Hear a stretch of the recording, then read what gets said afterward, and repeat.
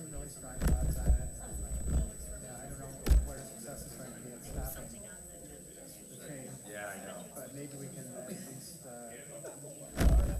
be able to, in the spirit of compromise, put some things in there to protect people.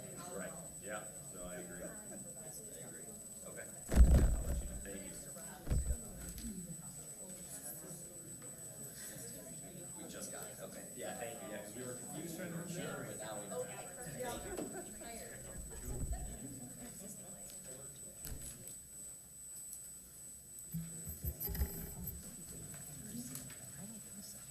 One minute warm.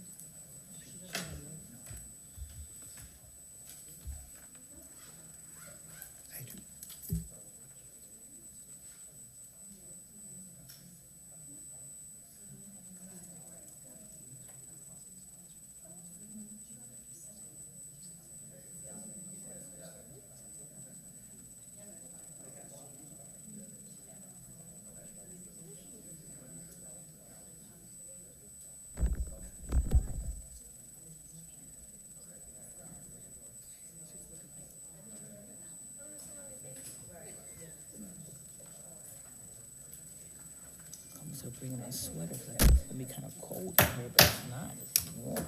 This meeting of the Oak Park City Council is called to order. Please stand for the Pledge of Allegiance. I pledge allegiance to the flag of the United States of America and to the republic for which it stands, one nation, under God, indivisible, with liberty and justice for all.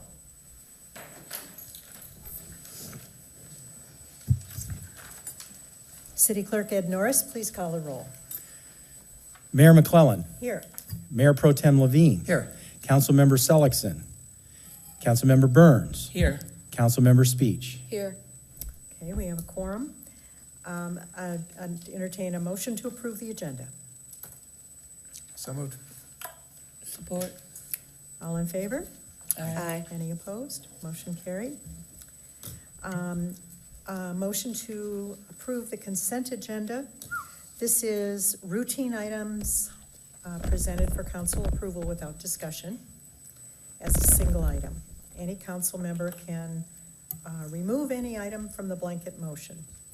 The items on the consent agenda this week are regular council meeting minutes of June 1st, 2015, library board minutes of March 17th, April 21st, and May 19th, request to cancel the June 23rd regularly scheduled meeting of the Zoning Board of Appeals, request approval of payment application number 3, final, for the 2014 fire hydrant and repainting project M590 to F&P Painting Incorporated for the total amount of $1,000.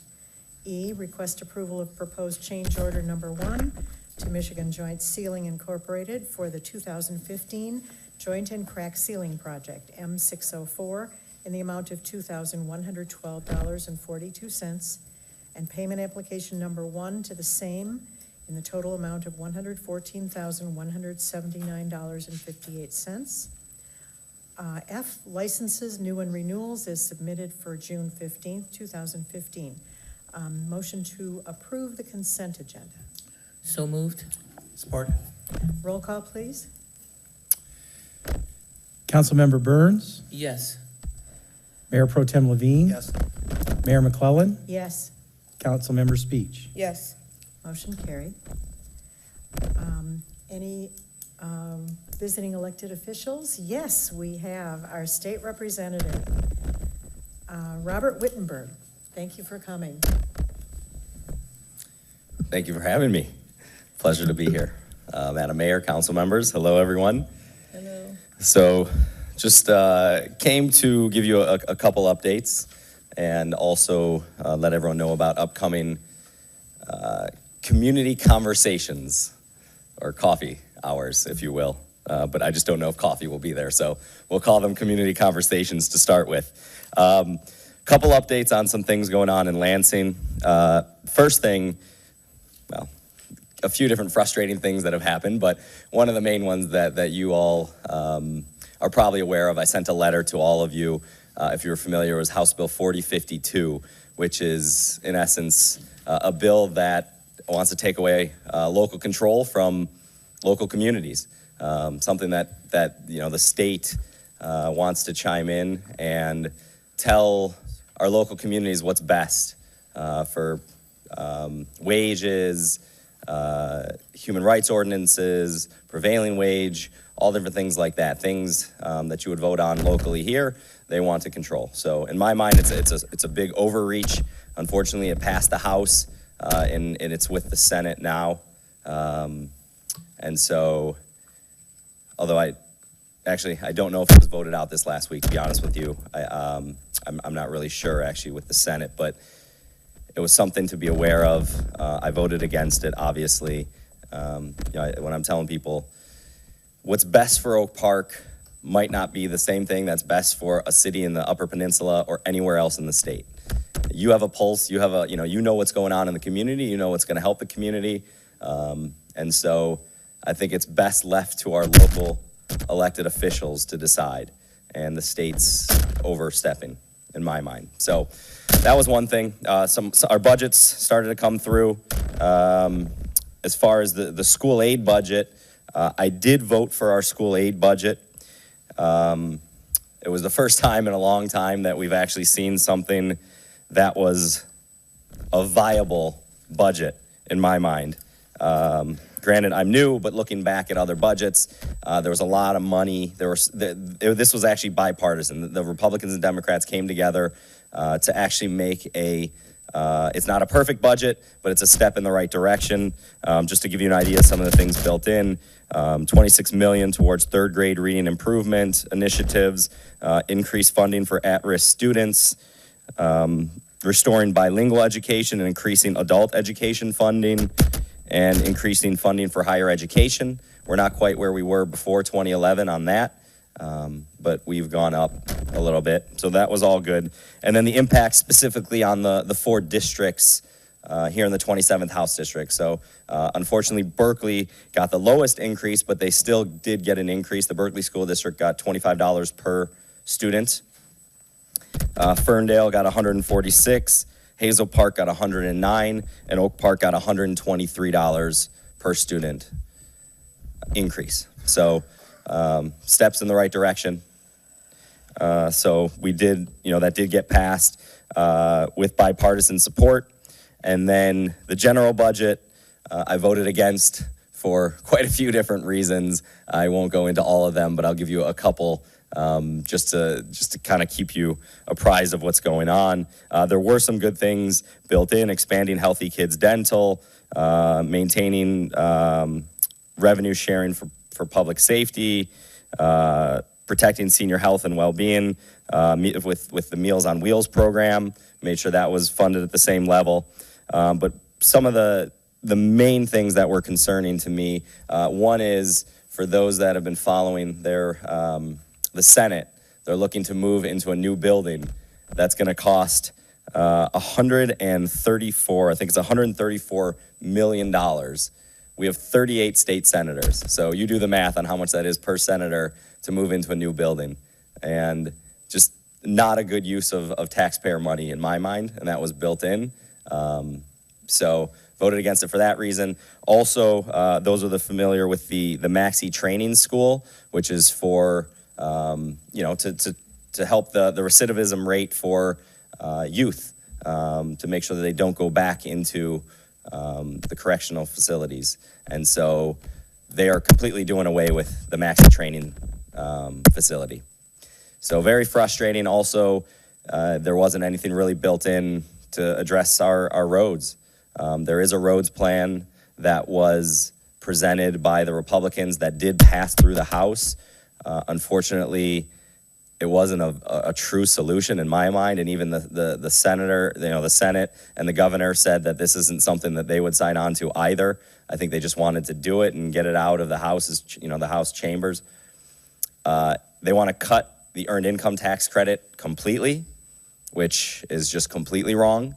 It is for working families, working class families with low income, to help.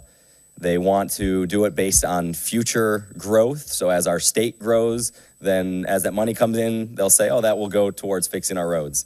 And pardon the pun, but that's not a concrete plan. That's just, you need to actually address it, and we need money dedicated to fixing our roads. This is something that needs to be done, and needs to be done soon. As we saw, the community has been engaged on this issue. They've spoken about this issue, that it's really frustrating that we've gone this long and haven't done anything to address our crumbling infrastructure and our horrible investment. Per capita, we are 50th in the country in per capita investment in infrastructure. So frustrating. So those are a few of the things going on. I'm going to real quick list the dates and places for the upcoming coffee hours or conversations. Monday, July 6th at the Huntington Woods Community Center from 10 to 11:30 a.m. Wednesday, July 8th, and we're going to bring some flyers to put out here as well, and we're going to send out emails, but I might as well read it out loud now just in case. Wednesday, July 8th at 6:30 p.m. at the Hazel Park Library. Friday, July 10th at 10 a.m. at the Pleasant Ridge Community Center. Monday, July 13th at 10:30 a.m. here at the Oak Park Library. Wednesday, July 15th at the Ferndale Library at 6:30 p.m. Thursday, July 16th at 10:30 a.m. at the Berkeley Library. And Tuesday, July 21st at the Royal Oak Township Hall in room 210 at 21131 Garden Lane at 6 p.m. So we're making sure we hit every community in the district over a couple-week period. For those that are listening, again, I will give you my phone number, I will give you my email, I will give you my website. Go on there, sign up for our e-updates, and you'll get all the information that I've just went over here, and some of the things that are going on in Lansing. We'll give you periodic updates. So again, the phone number is 517-373-0478. Email is robertwittenberg@house.mi.gov, and the website is wittenberg.housedems.com. And you can go on the website, and there's a link to or a little box where you can put in your email address and get added to the e-newsletter. So that's pretty much it. Sorry for taking up some of your time here to go over what's going on, but I want to keep you all apprised of what's happening. You all know you can reach out to me at any time. I want everyone at home to know they can always reach out to me. If there's anything I can help out with, please let me know. Anything constituent related, anything with state government, whatever we can do, please don't hesitate to reach out. So with that, I'll answer any questions that you might have. Good. And if not, then I will see you at Thank you for a meeting the soon. Detailed update, Yeah. and we'll see you certainly in July 13th in the Oak Park Library. Yes, yeah, I will be there, and all those other places I've mentioned. So you don't have to live in one of those cities to attend that coffee hour. You can come to all if you want. It might be a little redundant, but actually there will be some variation. Depends on the questions that are asked and what people really want to talk about. So please feel free to come on out. So I hope to see a lot of people there. Thank you So, again. Thank you for having me. Okay, we next have a water and disposal rate presentation. City Manager Tungate, can you introduce this group? Thank you, Madam Mayor. Before I do that, council members, I handed out a package, and I wanted to just quickly go over that. And I'd like if the Assistant City Manager and our esteemed colleague from Plant and Moran, Beth Bailey, could join me at the podium. And before I do that, I should say thank you to Beth.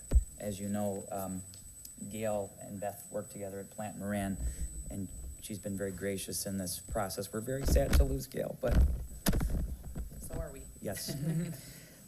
Beth is going to be going over the details with the water rate study that we've spoken about many times, but I want you to hear it right from her. Before she does that, the document that I handed out, I wanted to go over how we arrived at this budget year coming up, the July 1 fiscal year beginning, how we arrived at our rate structure. And I don't want to confuse anybody. I simply want to say that at the top in this step 1, if you don't, it's this packet here, if you're, okay. You'll see these are the rates that were passed on to us from the Detroit Water and Sewer Department. And you'll see that there's a fixed fee in there. that we don't have in our structure down below there. Okay?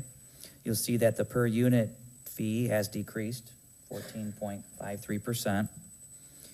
And then you'll see down on a per unit basis, our per unit in the step 2 there, fee has increased, we've decided to increase it 8.81%. And again, we don't have the fixed fee. On the storm side, you'll see that it's increased 1.8%. So what we decided to do is, rather than pass on the 9.5% rate increase that corresponded to the formula that Detroit Water and Sewer has, we decided to take it and cut it in half. So the increase that we've projected for the fiscal year beginning July 1 would be 4.25%. Here's the problem. In order to do that and not overly burden our residents, we have to dip into our fund balance in the water fund. And in the coming fiscal year, that's to the tune of $973,000. And that's gonna bring our fund balance down. So the purpose of the rate study will be to say, hey, here are, number one, the appropriate rates that we should structure on an ongoing basis. But number two, and maybe more importantly, here is the appropriate fund balance that we should carry in the water fund. And that takes on, and I'm gonna let Beth go into more detail, but that takes on everything from the unforeseen circumstances to the cost of upkeep and the infrastructure to the rates passed on and so forth. You have a question? Before we even get to our rates, the rates that Detroit used to charge us were like mirrored and all kinds of voodoo, and nobody seemed to understand them. And do we now at least understand? I don't have to understand it. I don't even want to know anything about it. But does the city management understand how those rates were set by Detroit? Here's the answer to that. It's so confusing that I have to say, I think we do. And that's part of the problem. So the water rate study that we're enacting will put those things in terms that all of us can understand. I'll believe it when I hear them. I mean, it is the most confusing, convoluted formula ever. Well, And it's only gotten worse. then I have no other questions. Mayor Pro Tem, you have a question? Yes, I wanted to know if what we're looking at is something that was set up, obviously it was set up prior to Friday's meeting, which approved the authority, and what is the likelihood of us staying with this formula once the authority takes power? It's probably a better, Beth, I don't know if you want to take that one. I think it's anybody's guess. I mean, I think I've heard everything from, we're going to see even larger increases passed on to maybe not, and I don't know, you want to take that one? That's what Macomb County's saying. Yeah, the whole premise really on the Great Lakes Water Authority and the rate caps that they have in place is that they're looking to cap the annual revenue increase at 4%.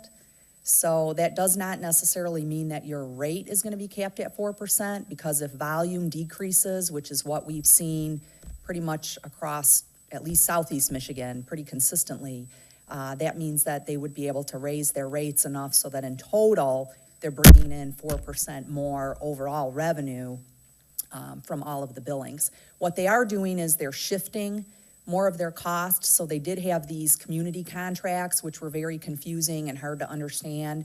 And now they're trying to go more with some actual versus the community contracts were more or less kind of, here's your capacity that you're purchasing within the total system. Now they're actually going to be looking more to your actual usage, but they are shifting that because of this fact that they've been projecting higher volumes than have actually come through. They're shifting more of their rate structure into the fixed costs and less to the variable cost, which is what's at the top of that schedule that the city manager passed out. But again, if you compared your usage last year and plugged it into the new model, I can pretty much guarantee that you've seen an increase over what you were paying last year. Councilmember Speech. I first want to thank you because I think you did an excellent job of explaining to Council, City Manager Tungate, how we arrived at the rate. But I wanted to ask you to repeat the portion about, for the audience, the portion about why we are not passing on the 9.8% rate and, you know, the part about bringing it from the fund balance. Sure. You know, and I know that, you know, this is a budget year for everyone that doesn't know that we haven't yet started, and that starts on July 1st. We're July 1, June 30 fiscal year. Council decided that that rate, the 9.8 or so, was an overly burdensome rate, and that in order to make this change that's been thrust upon us from the Detroit Water and Sewer Department more palatable, that they would have that rate, so that we would pass on half in the next fiscal year, beginning July 1, and the other half in the fiscal year after that.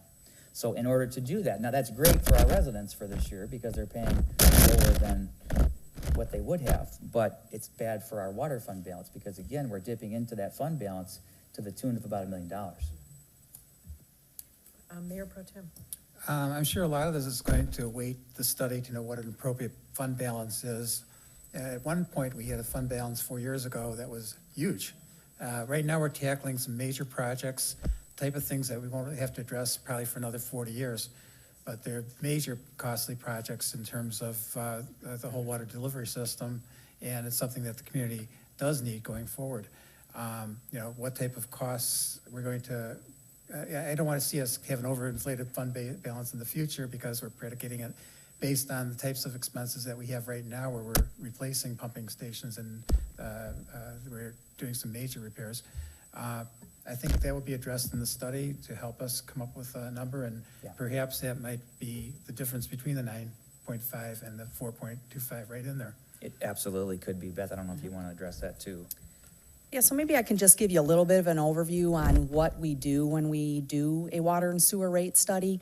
Typically, what we would do is take a look at your past history. Typically we'd take 3 years worth of what your actual results have been for water and for sewer. We would look at your current budget, and then we would basically do a projection for 5 years into the future. In your case, we may want to look out 10 years. Once you have the formulas in there, whether you do 5 years or 10 years, it's not any sort of added cost, because it's just formula driven. But basically what we're trying to do is look at your current rate structure and then make some assumptions about what's going to happen in the future. And we look at things like the level of flow, so we base that off of what you've had historically. We look at your water loss. I'm not sure about the age of your mains. Sometimes when you have older mains, you actually purchase more units of water from Detroit than what actually ends up being delivered to your customers, because water gets lost along the way. So we look at water loss.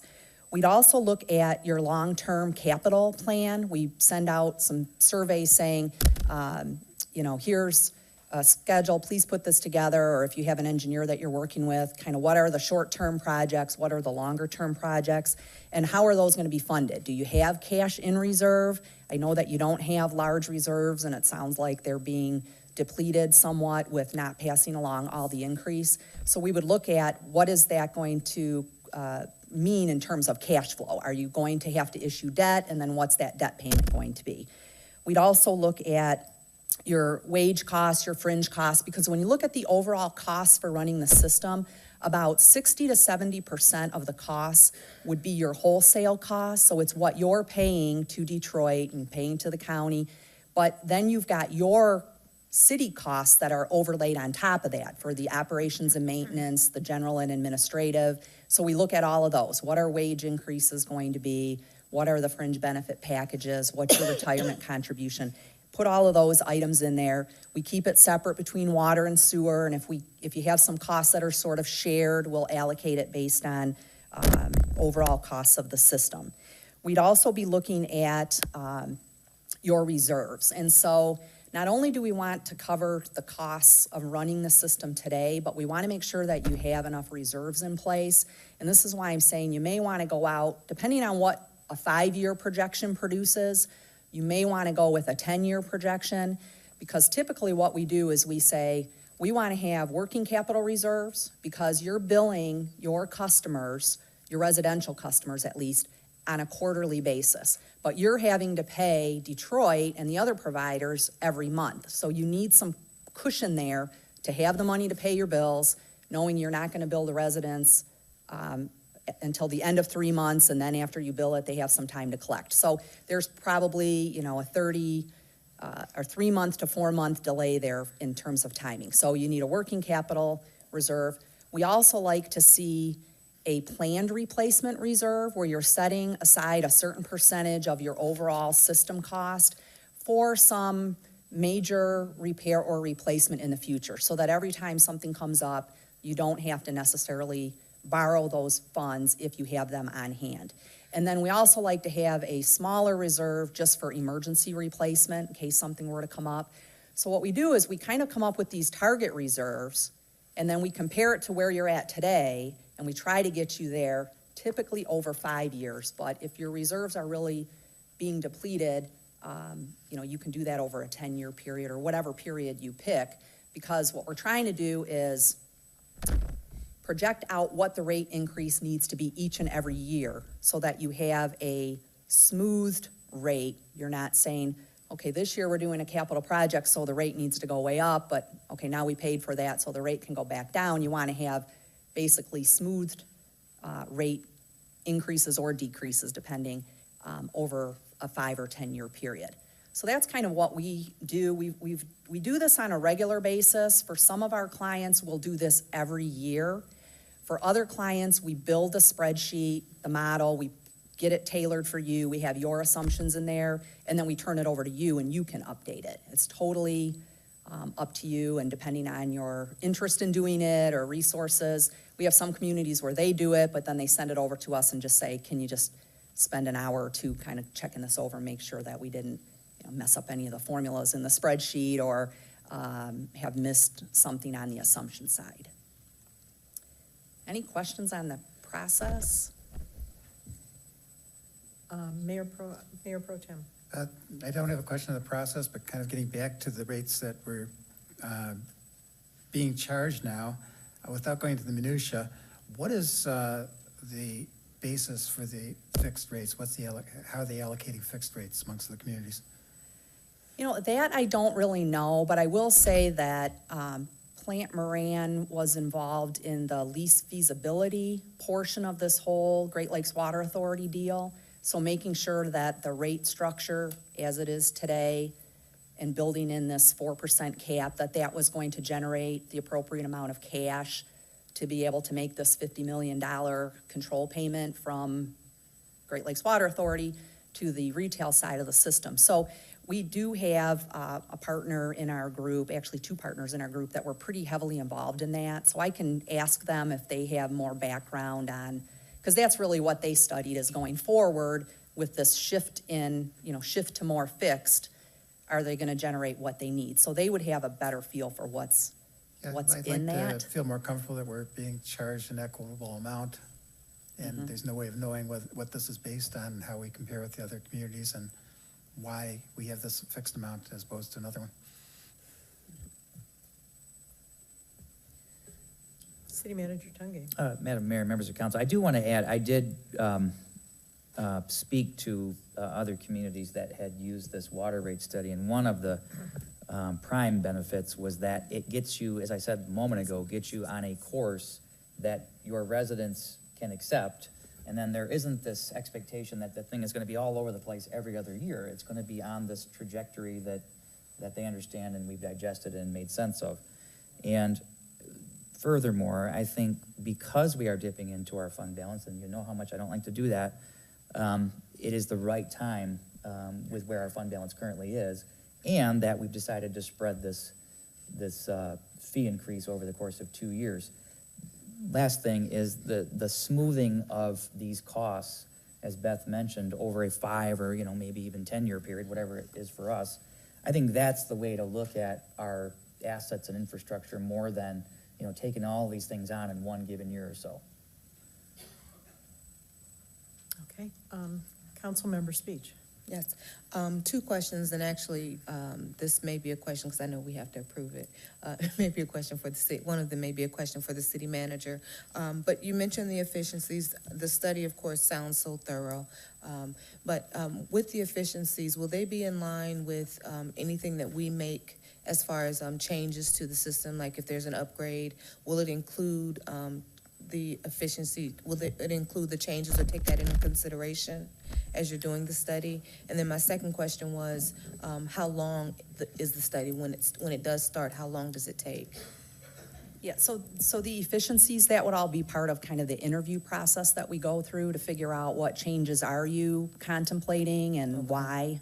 And then we'd want to make sure that we didn't just, if we had an assumption that a cost was going to go up by a certain percentage, we'd want to make sure that we were incorporating any efficiencies that came from that. Okay. Typically, I don't think that it actually says in the letter, but if we are able to pretty much get everything that we need from the get-go, I'd say it's not a very lengthy process. Because we're here doing the accounting function, we'd have access to the general ledger to be able to pull out some of the information that we need for the detail of the accounts. So you're probably looking at somewhere around probably 4 to 6 weeks total from start to finish. Well, as the Mayor Pro Tem mentioned, there are some projects that we do have already planned out, so if there's an interview process, then I'm glad to hear that that will already be factored in. Thank you. Any further questions? Councilmember Burns. Yes, you mentioned that there are a lot of accounting information and different variables that go into the study. My question is, will there also be maintenance considerations that will be taken into the study as well? You mentioned loss of water along the rates, and I'm assuming that that will be repaired if it's in our area at a certain point. So will it take that into consideration as well?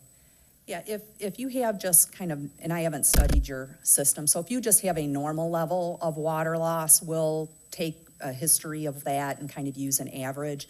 If you say, gosh, we've got some really old mains here, but we have a project in place to replace, 50% of the city, then we would take into consideration that that's going to have an impact on your water loss. So the maintenance, we basically sit down with whoever's in charge of the overall water and sewer system and kind of interview them as to what they might have in the, pipeline for any sorts of projects that would impact maintenance. Otherwise, we'd say, well, let's look at historically how much those have increased, and short of knowing any part of the situation is going to be different, we would just continue with that increase. Okay, thank you. City Manager Chungay. Just a couple things I wanted to piggyback. Council members, as you know, we've made a tremendous amount of capital improvements to the system. Even just recently, you've authorized. So all of those, the whole study will be as customized as absolutely possible. And then, as far as the flood is concerned, we're talking unrelated things. It's more to do with the combined system as opposed to, the water side of this equation. So some parts of that may be taken into consideration, but again, we'll customize our capital improvement cycle.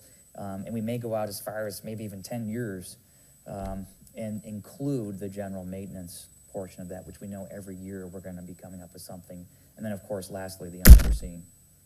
Okay, so when you're saying go out, meaning forward 10 years? Yeah, we'll as we do in the budget, we go out 5 years, but we'll do, if it needs to be more than 5 years, we'll do a draft of our capital improvement plan for the system itself that would be incorporated into the study.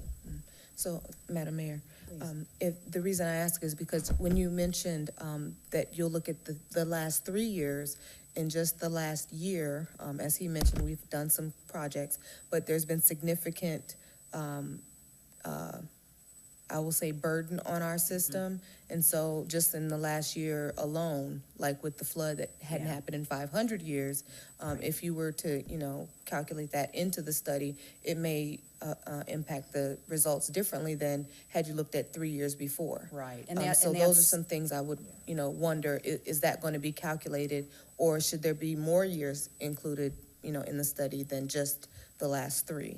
So typically, we look at the last 3 for that exact reason, because if we just looked at the last year, we may miss and someone may forget that there was sort of a one-time hit. So we try to look at 3 years, and if we see inconsistency in the various line items that we're looking at, then we can ask the question, did something unusual happen in any given year, or, and what should we be using as the base?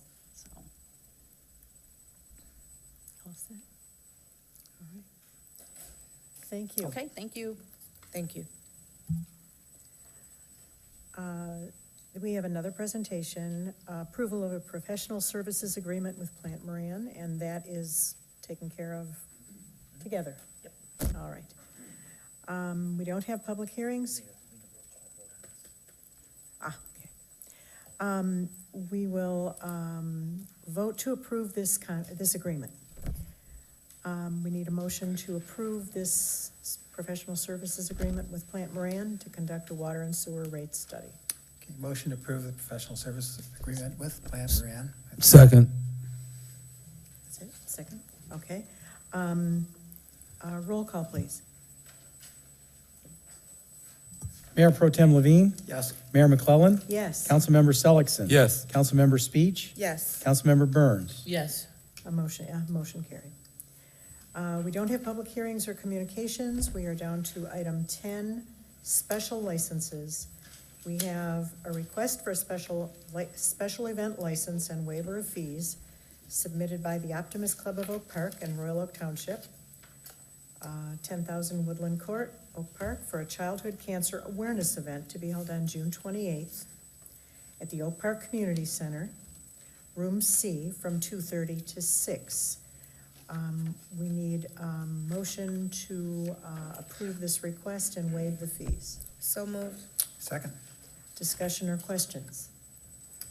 City Manager Tungate, I think you have something. Yes, thank you, Madam Mayor. Council members, I just wanted to point out that both, and I know we're not talking about 10B yet, but it is pertinent to that one too, that, I wanted to clarify that the applicant is asking for a waiver of the special event license fee as well as a waiver of the rental fee for the city facilities. So I wanted to make that clear to you. So we don't do the second. That is correct. So, I did, where's the waiver for this? I see waiver of fees, but I don't see I don't where- see the rental. If you go to the spreadsheet in the back, you just see our recreation department has listed the estimated cost. I know typically when you see these, there isn't a cost associated. We've broken that out here. Okay, We don't, Councilmember Speech. Yeah, I would actually not, because I don't see that they've requested on their form a waiver of fees.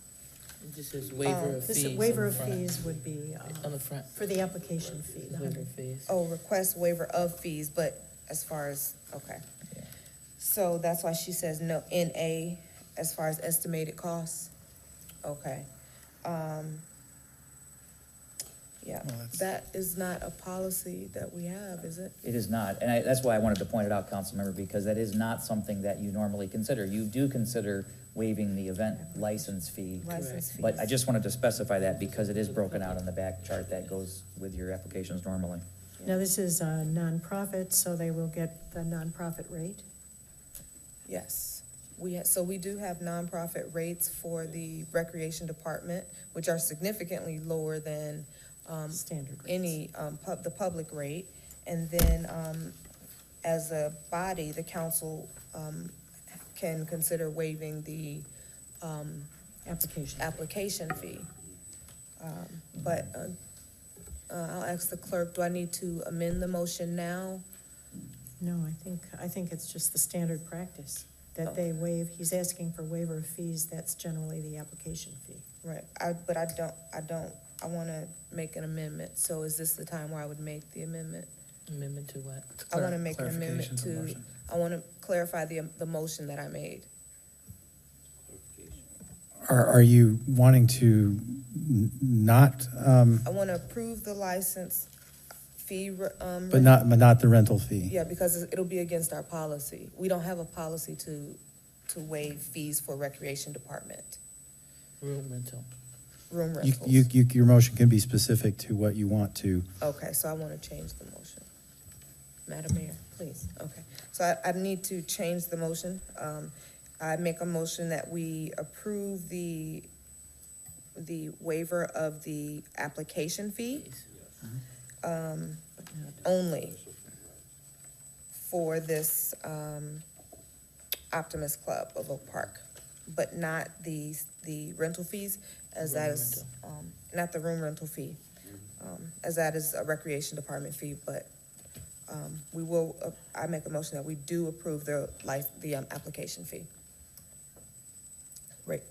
Waiver. Okay, is there a second to that? There's a second. Second. Discussion would include, did we charge them this last year? This is Recreation Director Julie Hall.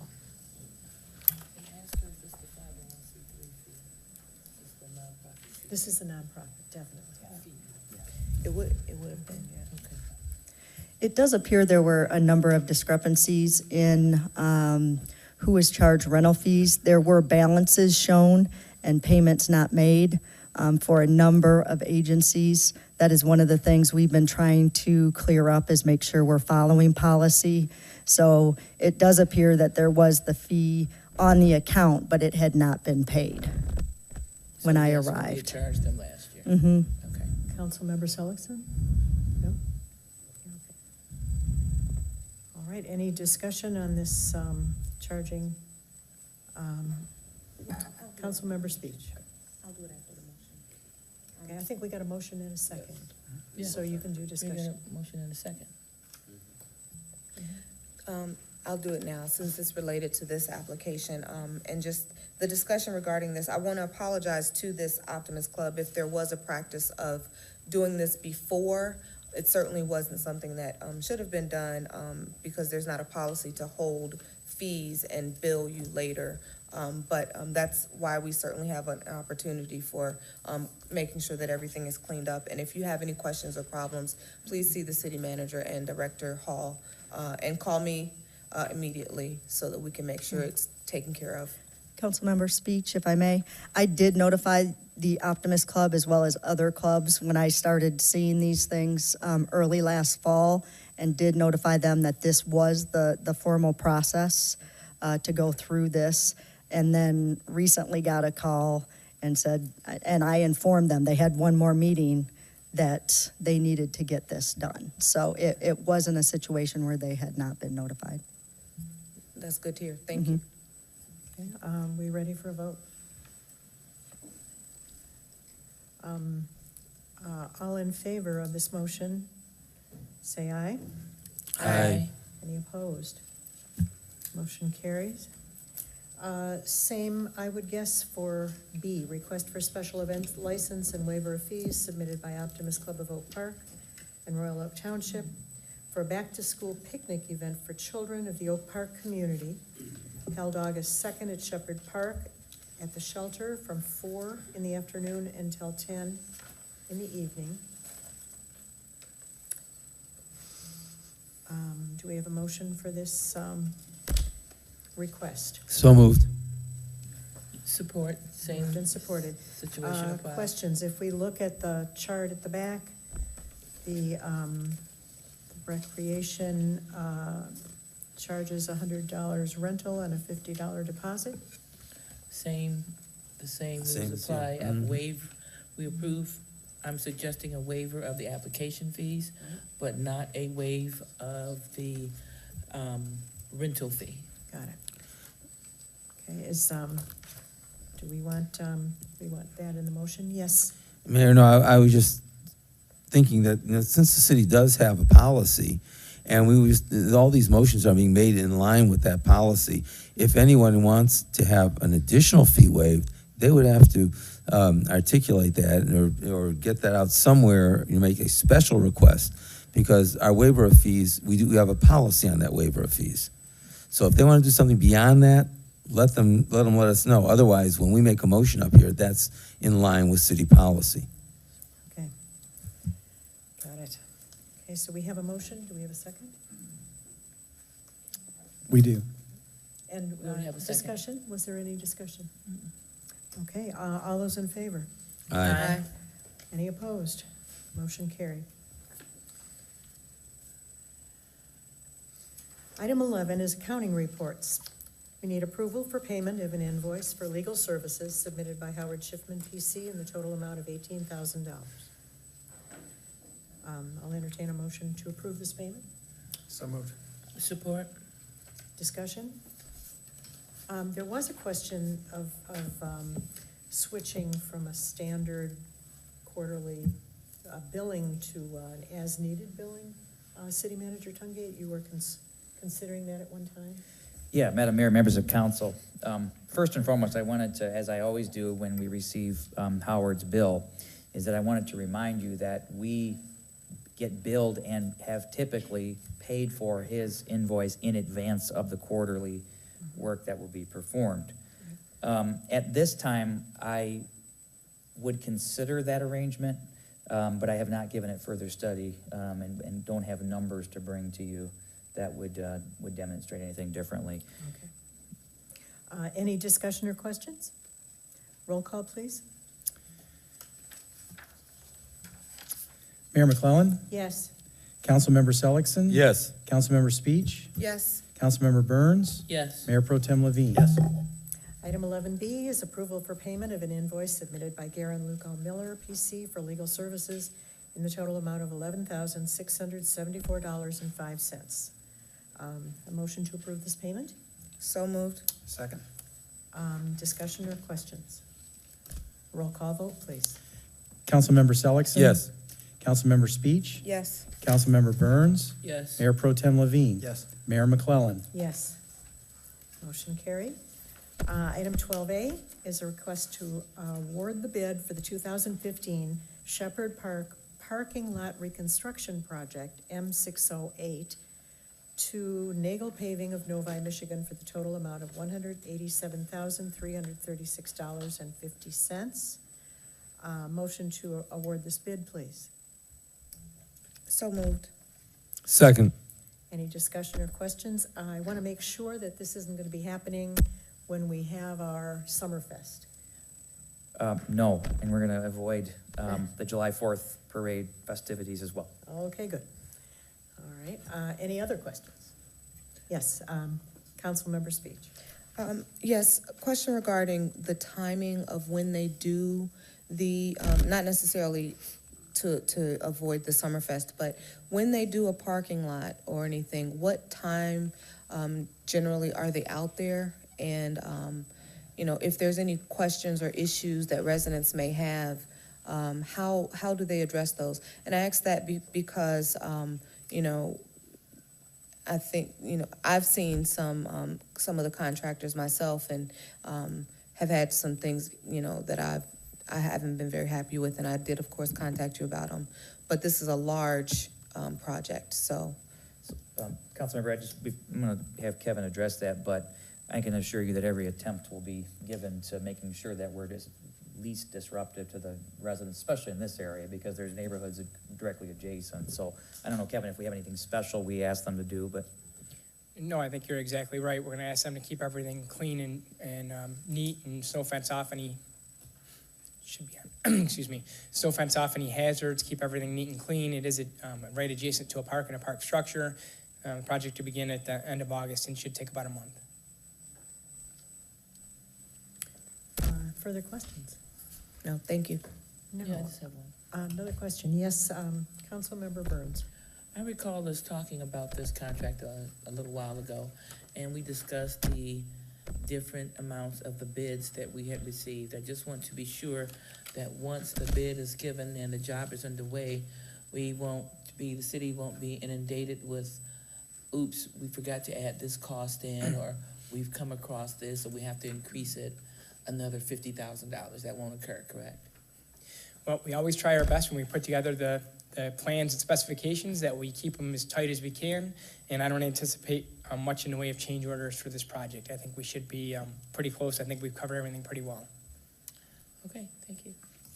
Further questions? Roll call, please. Councilmember Speech, Yes. Councilmember Burns, Yes. Mayor Pro Tem Levine, Yes. Mayor McClellan. Yes, Councilmember Seligson. Yes. motion carries. Item 12B, request to award the bid of the 2015 Catch Basin Line Replacement and Sewer Lateral Repair Project, M606, to Trollson Excavating Company of Troy, Michigan, in the total amount of $369,522.50. Need a motion to award this bid. So moved? Support. Moved and supported. Are there questions or discussion? Mayor Pro Tem. I think this is, really calls for the same type of question. We're talking about catch basins, we're talking about projects throughout the city. Yeah, just want to know your level of confidence that we've caught all of the problem areas and that we're not going to be having change orders to this one because it's such a, spotty and massive project. I guess the same answer would apply. We try to keep everything as tight as we can. We try to put all the specifications in. This project, actually, if you do recall, we awarded this project previously to a bidder who then tried to change their bid, and we retracted the award. And this is rebidding it. We have worked with Trolson Excavating in the past. They do a very good job. They're very efficient. I don't anticipate, barring some unforeseen circumstances, I don't anticipate anything in there that would cause any type of change order that we could foresee anyway. Further questions? Okay, roll call, please. Councilmember Burns, Yes. Mayor Pro Tem Levine, Yes. Mayor McClellan, Yes. Councilmember Seligson. Yes. Councilmember Speech. Yes. Motion carries. Item 13, ordinances. We are on the second reading and adoption of an ordinance to amend the Utilities Ordinance, Chapter 82, Section 82-313, to reflect changes in the various utility rates and their effective dates. Motion to approve the second reading and adoption. So moved. Second. Moved and seconded. Discussion or questions? Roll call, please. Mayor Pro Tem Levine, Yes. Mayor McClellan, Yes. Councilmember Seligson. Yes. Councilmember Speech. Yes. Councilmember Burns. Yes. Motion carried. Item 13B, second reading and adoption of an ordinance to amend the Solid Waste Ordinance, Chapter 62, Section 62-92, to reflect changes in the collection rates and their effective dates. A motion to approve the second reading and adoption. So moved. Support. Moved and supported. Questions or discussion? Mayor Pro Tem? Just some discussion. I mean, everybody's seen my email. There's two ways to deal with solid waste costs. One is that we keep passing along the costs, and one is to look at containing those costs. And the biggest thing we've got going for us to offset costs is to do a better job in recycling. I know that our city has been very, very good and liberal about picking up just about everything that people put out in front of their houses, all types of oversized stuff, people that put out several large bins of garbage without even taking the time to recycle just very basic things. But I think that we need a discussion to talk about, maybe there is some limit on how much garbage we accept, and maybe we need Tringali to help talk about what we can do to kind of enforce that, because if we were to encourage recycling, we would reduce the costs that we pay for solid waste. And there's a lot of practices that we can do, I think, that we should be putting in place to encourage it, even short of charging people for excessive amounts of garbage that are put out routinely. And, you know, one of those things is, once again, we've got our bin, I think, what was it, 24 by 36 inch bins that we have for recycling. And if it doesn't fit in the bin, it doesn't get recycled. On the other hand, we are selling and still encouraging people to use huge bins for garbage that are, you know, easy to pick up for Tringali. But on the other hand, other communities are using bins that size for the recycling. You know, I know that we have to wait a bit for Sacra. They really are not equipped, but we should be seeing single stream recycling coming on, making it more convenient. I don't know where that is in discussions, and what I thought that we were going to hear something this summer about that. But I think we need to look at a program overall to be able to kind of focus our efforts, because anytime we can recycle, we get paid for that. It brings down our taxes, brings down our water rates. The other thing that I wanted to talk about was that we have our solid waste costs in with our bills for our water, and they don't have to be. They could be put into our taxes, and we could actually write off the cost of them on our taxes. If they're not in the water bill, they're part of our tax bill. So there's a few things that we could talk about and look at, but I think we need a workshop to look at alternatives and find ways that we can kind of squeeze some money out of those bills that people pay for solid waste. That's all I have to say. I agree that we can do better recycling in Oak Park, and I think the Recycling Commission is going to start working harder on getting more people interested in recycling. It benefits the city tremendously, and it benefits us individually. It certainly benefits the planet. I think we're on discussion and any other discussion. Councilmember Burns. I just wanted to confirm what you just mentioned. I am on the recycling committee, and that is one of our issues that we discuss at every single meeting, how we can get the residents to be more engaged in recycling, and how can we reach out to the larger apartment complexes and ensure that they are recycling. That is one of the major issues, getting the big apartment complexes within Oak Park to recycle, since it's hard to get to their recycling bins. They don't have recycling bins at the apartments and the individual recycling containers at the apartments. So that is a challenge that we discuss at every meeting, and I will bring it up again at this meeting. We do meet this week as well. Wonderful. Mayor Pro Tem. I just want to make it clear, I'm not disparaging the good work of the Recycling Commission and the city in trying to encourage recycling. And we just held a very successful recycling event. Yes, we did. And a lot of people are very much aware of the importance. But we do have a partner in whoever picks up the garbage to be able to keep an eye on monitoring what we're doing and making it easier for people with the types of equipment people are allowed to use for recycling, and how it's put out, how it's picked up is, they're a stakeholder. And I think we have to have them work with us. That's all I had to say. Yeah, I didn't We're take giving it. them a raise here. I mean, let's No. let's make it work with us. Yeah, I didn't take it as a negative comment toward the recycling committee. I was just informing you and letting you know that that is something that they're working on, so your concerns are shared. Councilmember Speech. Yes, mine is, my comment is more geared towards the solid waste. Recently had some visitors to Oak Park, and they commented on how wonderful our city is as far as cleanliness. And certainly we'd like to keep it like that, but on days that are close to the trash day, I'm keenly aware of how much trash people have. Mostly because they put, some of our residents put the trash out early, or they don't have enough containers to put their trash in, so they put the bags out.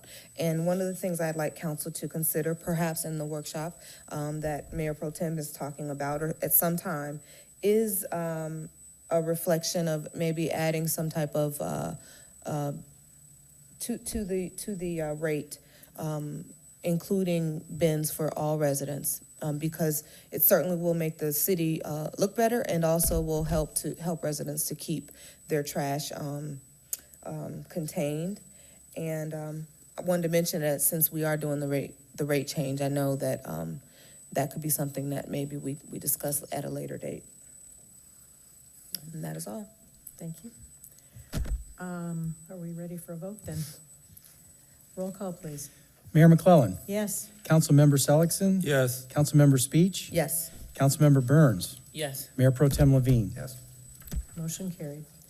Item C, introduction and first reading of an ordinance to amend Chapter 6, alcoholic liquors, Article 1, in general, Article 2, minors at open house parties, and Article 3, regulation of on-the-premises consumption of the Code of Ordinances of the City of Oak Park, Michigan.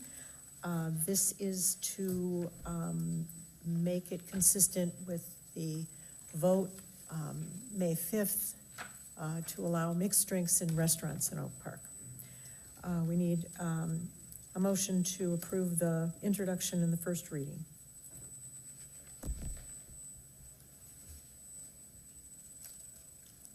Got a motion?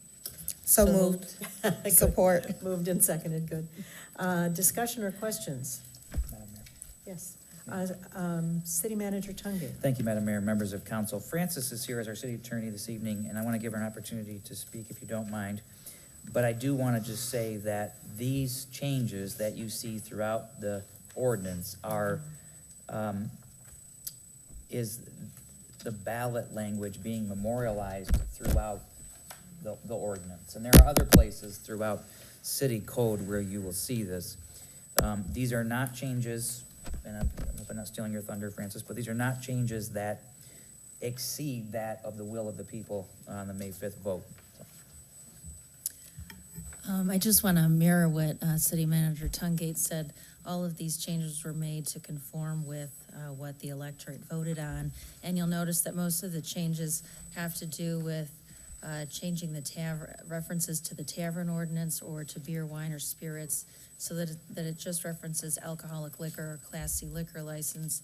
Alcoholic liquor encompasses, under the Michigan Liquor Control Code, beer, wine, spirits, mixed drinks, and Class C liquor licenses also encompasses tavern licenses.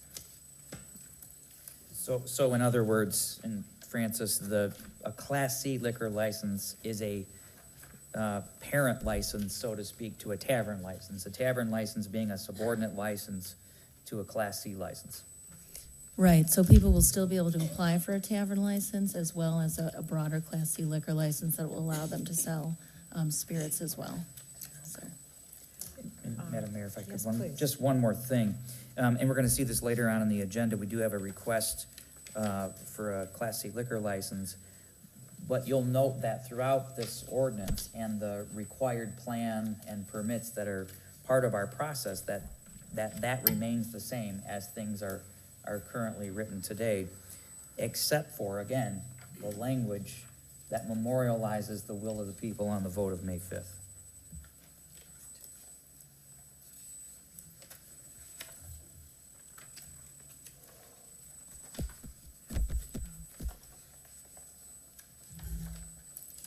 Okay, are there questions or discussion? Mayor Pro Tem. I just have a question. I think there's a section here that relates to sale of liquor to minors. I'm Page. trying to find it. I know it's in there. Here it is. It's the third page. Is that it? Mhm. Is that the third page? Yep. Okay, which From number the is that? front, go from the front to third page. Thank you. That, right there. Okay, I never read this. Mhm. And Wait, where is it? where is it? 415. 415.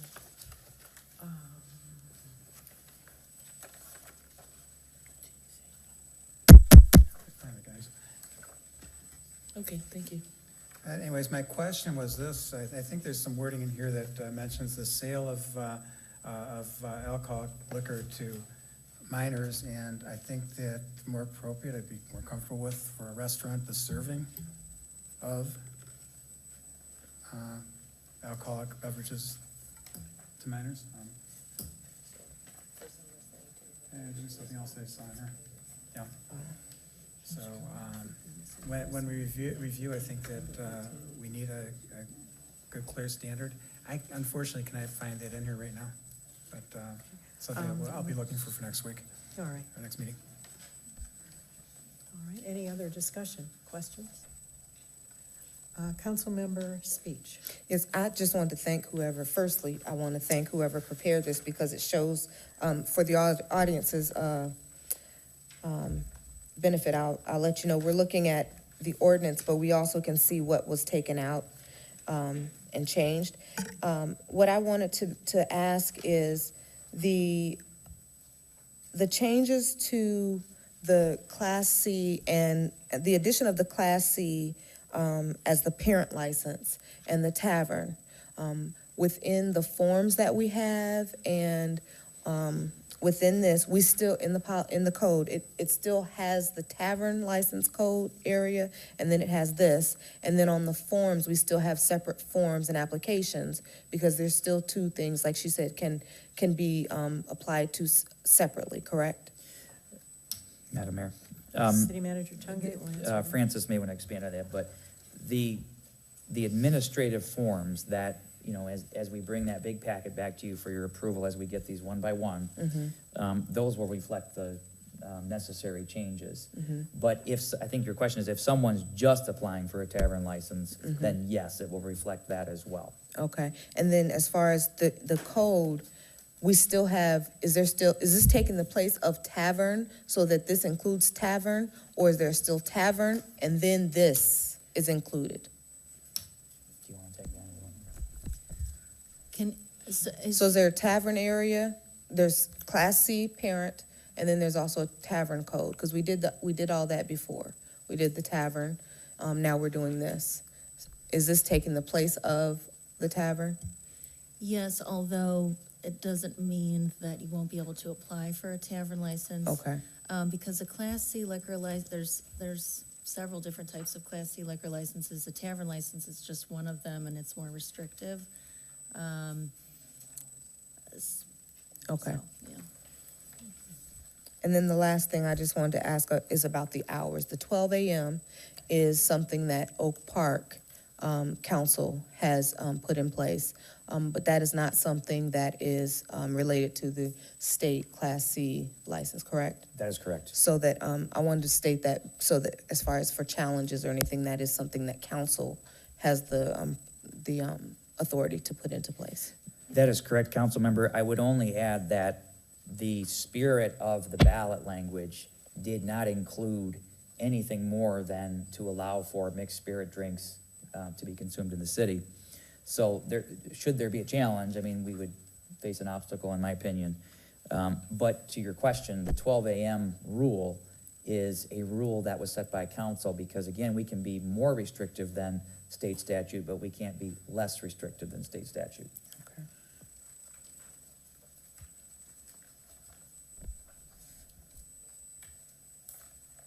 Are you ready for a vote? Yes. Okay, roll call, please. Councilmember Seligson. Yes. Councilmember Speech. Yes. Councilmember Burns. Yes. Mayor Pro Tem Levine. Yes. Mayor McClellan. Yes, motion carried. Item 13D, introduction and first reading of an ordinance to amend Article 2 definitions, Article 7B1 neighborhood business districts, Article 12 PCD planned corridor development districts, Article 17 general provisions, and Article 19 special land uses, Appendix A zoning of the Code of Ordinances of the City of Oak Park, Michigan. A motion to approve this introduction and first reading. So moved. Second. Moved and seconded. Do we have discussion or questions? Mayor Pro Tem. I'll say the same thing I said when we did the tavern licenses. We really need to take a good hard look at our zoning, that we're like all over the place because we don't have very clear areas zoned for these types of things. And I would like to see, I don't think we're gonna see it, but the residents that are immediately in the area of a establishment that's going to be serving alcohol have a say in whether or not they want that on their street corner. That's just from the experiences that have been good for a lot of these restaurants, there's not a problem. The few outliers that do have problems, they tend to be precipitated first, they tend to manifest themselves first with a lot of people that wind up congregating, littering, and being in the immediate vicinity of the place. And there are complaints from the residents that are noted, and until there's an act of violence, nothing really gets done. I saw that happen in Ferndale recently, happened in Birmingham. So when there is a bad player, it affects immediately the houses and households and within the walking area just by the establishment. So I would love to see us consider having an approval process where if residents that are on the block are fine with it, great. If they have concerns, I think we should hear about it before we issue a license. Thank you. Anyone else? The problems that have been experienced in other cities have been with bars, not with restaurants. These are restaurants that serve mixed drinks. I have been to dozens of restaurants in my time and have never seen an issue in a restaurant. Just saying. We ready for a roll call? Yes. Roll call vote, please. Councilmember Speech, Yes. Councilmember Burns, Absolutely, Downtown Development Authority, yes. Mayor Pro Tem Levine, Yes? Mayor McClellan, Yes. Councilmember Selleck. Yes. Motion carried. This isn't something that you can see right away.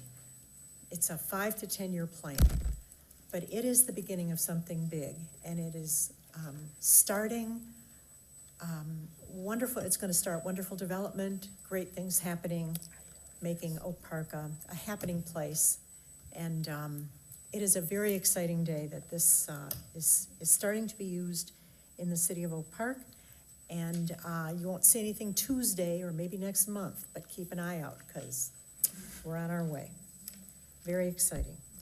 Item 14, City Attorney, our request for authorization to file an appearance on behalf of the city in a tax tribunal matter for Sears Holding Corporation. This is the Kmart property. Yes. Yes. Would you discuss that, please? Yes, thank you, Madam Mayor. On or about May 22nd, 2015, petitioner Sears Holding Corporation filed a petition with the Michigan Tax Tribunal appealing the 2015 valuations for the referenced property. The property is currently a vacant 87,014 square foot commercial building, formerly the Kmart store located at 26200 Greenfield Road.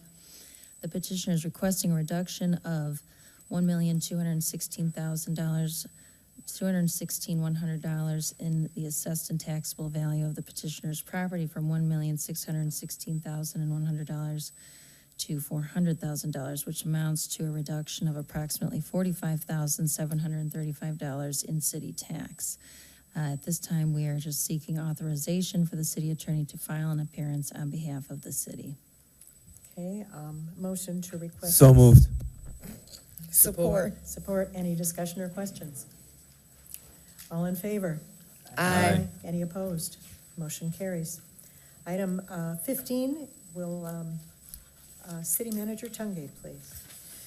Thank you, Madam Mayor. I have Mark from the city clerk's office, or even the city clerk, if you'd like to go through this with us just briefly. This is complying with changes in state statute. Good Thank evening, you, Mark. everyone. Significant changes to Michigan's Freedom of Information Act take effect July 1st. The changes are the result of House Bill 4001, which was approved during the state legislature's final session day of 2014 and was signed into law by the governor on January 11th of 2015 as Public Act 563 of 2014. The changes impact nearly every area of FOIA, including local policies required for FOIA administration, fees categories and methods of calculation, good faith deposits and fee waivers, records available on the city's website, and the appeal process, including significant new penalties if we fail to comply with the act.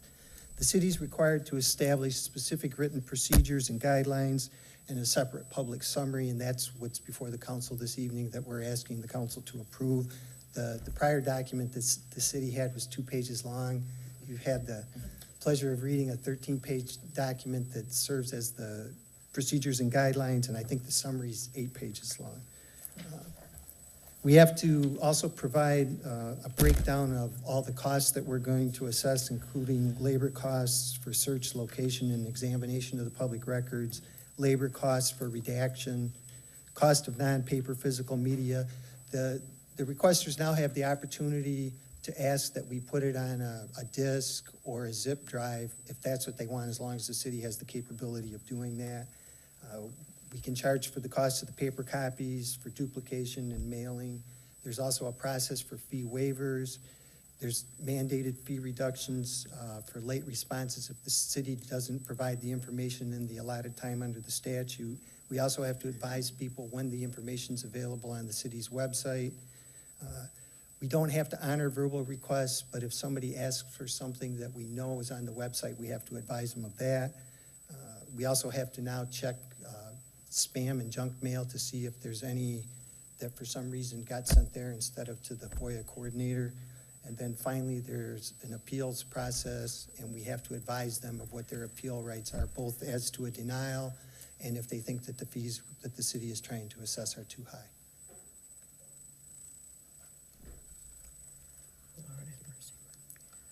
All right. So we have a motion and a second? Oh, yeah, I don't believe. We need a motion and a second for the adoption of this, these procedures and guidelines. So moved. Support. Moved and supported. Discussion or questions? Councilmember speech. Yes, so, first, I'm excited that we have a new website coming out, and so there'll be a lot of information that will help our city, excuse me, that will help our city with all of these changes. These FOIA changes, I'm just going to state my opinion, they're going to be very taxing on local communities because it does require a lot of time and personnel. And for a city like ours, which is limited, technology is going to be helpful. So I'm glad we invested in the website. However, my question for you, Mark, when they do require that you communicate with the individuals requesting FOIA, I know that we have the backup with the spam because our tech department is good with that. I know that we'll have the new website, but in what ways do they require that you let the individuals know, that they're, like, for example, that we have the information on the website so we don't have to provide the discs, which will cost the city money, or that, we'll be passing it on. Do you have to email them? Can you email, or do you have to send a letter? What ways do you have to communicate? We are in the process of developing all the forms, and as part of the form process, they indicate to us how they would like us to communicate with them, whether it's by email, fax, and they have an option to check that box and provide us with all that information. And each one of the documents indicates that, the policies and procedures are going to be available on the website as well as the summary. And by virtue of doing that, we're not required to provide hard copies of that, with each response, which is required by the statute otherwise. So Great. they tell us how they want us to communicate with them. Great, thank you. Councilmember Burns. Thank you, Mark. I think you gave a great presentation that contained a lot of information in a small frame of time. I had the pleasure to attend the Michigan Municipal League Community Forum in March, and I attended the seminar that introduced the new information for FOIA. So I encourage all the council members and the public to read and get familiar with the new act. And it not only protects and assists the residents, but it also protects the city. Thank you. Mayor Pro Tem. I just want to compliment Mark and your department for your formulating the procedures and guidance and the guidelines, the question and answers. These are things that are critical for the smooth operation of the city going forward, and I really appreciate this type of work because I think that that's essential for everybody to have a clear understanding of how things work, and no questions later on. People will be able to refer to these guidelines for many years to come. Thank you. Well, in the interest of full disclosure, I'm sure Yeah. Councilmember Burns recognizes a lot of this. A lot of it was from, yes, was provided by absolutely. the Michigan Municipal League. And in addition, a Councilmember's speech, you're absolutely right. We've had internal discussions, and it is going to be very burdensome to comply with all the, but we've already had conversations as to how we're going to make sure that we are able to do that. Madam Mayor. Councilmember speech. Yep. I would encourage the clerk, if, with all this paperwork and everything, because I know half of this legislation, it was coming, I would encourage us to do as much scanning as possible of, the forms, because it's going to be a firestorm. That's just how this works. But you guys know because you're in that business. Thank you. We are ready to vote on the adoption of these procedures, correct? Roll call, please. Councilmember Burns. Yes. Mayor Pro Tem Levine. Yes. Mayor McClellan. Yes. Councilmember Selleckson. Yes. Councilmember Speech. Yes. Motion carried. It seems that Lansing is very willing to put extra burdens on the city. Item B. Oh, I'm sorry. Thank you, Madam Mayor. Let me be real succinct on this one. This is a request from Sahara Restaurant and Grill located at 24770 Coolidge to transfer their tavern license into the Class C classification liquor license. And again, this request would be subject to the scrutiny of the Liquor Control Commission, which is the next step in the process, similar to the tavern license process. Okay, we need a resolution approving this request. A motion, I move, so moved. Support. Moved and supported. Discussion or questions? Mayor Pro Tem. I see no legal reason to not support this. I do know, though, that just within a few weeks prior to the state granting the tavern license, there were a couple people that were charged with public intoxication that were just outside the restaurant. I was there watching it. You know, the important thing is to keep within the guides. You know, that's the poetry you work within. It's if you can keep within the guides and keep things contained and controlled and really keep a handle on things in the restaurant, then it's going to be fine. Little things tend to add up, and that's when the bigger problems tend to happen. And I do disagree with the mayor on this. I've seen some restaurants with wonderful menus that have had incidents with public intoxication and some problems with the people that are coming out of them. See it all the time. Because when we approved and I'm sure everybody should be aware that when we approved the alcoholic beverages, the sale of spirits by the glass, you're required to have all the alcoholic beverages behind a counter, and you're required to serve at that counter so that people can see you mix the drinks, so that they get what they're paying for, which constitutes a bar. Whether it's in a restaurant or it's a bar without a restaurant, it's a bar, and there's nothing wrong with that. Okay. But the most important thing is preventing the minor incidents and letting things slide, because the incidents that have escalated and created ultimate problems in some of the surrounding communities started off with very small things. And that's my only concern. Just wanted to express it. Thank you. Any comments?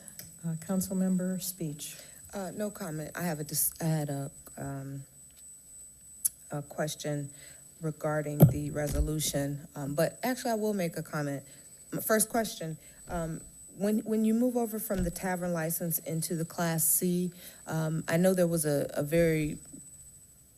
long process. Can the person still operate under the tavern license and then go into the Class C with a shorter time frame? How does that work? That's my question. Sure. I'll make my comment. Sure. Council member, the process, so what this request is that the same specifications and regulations would apply. So all of the plan that was approved, the dance permit that was approved, all of that would be applicable, but that we are transferring all of that in a request for a Class C license to the Liquor Control Commission. Okay, so nothing has to be stopped. You can continue. That's right. It'll just be upgraded. So if you were a new business applying for a license, you would begin at the very beginning, like this particular business did. Okay. I, for the audience, I know that actually the owner of this restaurant is here, so that's why I said she. But Sahara Restaurant and Grill, and any other restaurant or grill that does apply for these Class C licenses.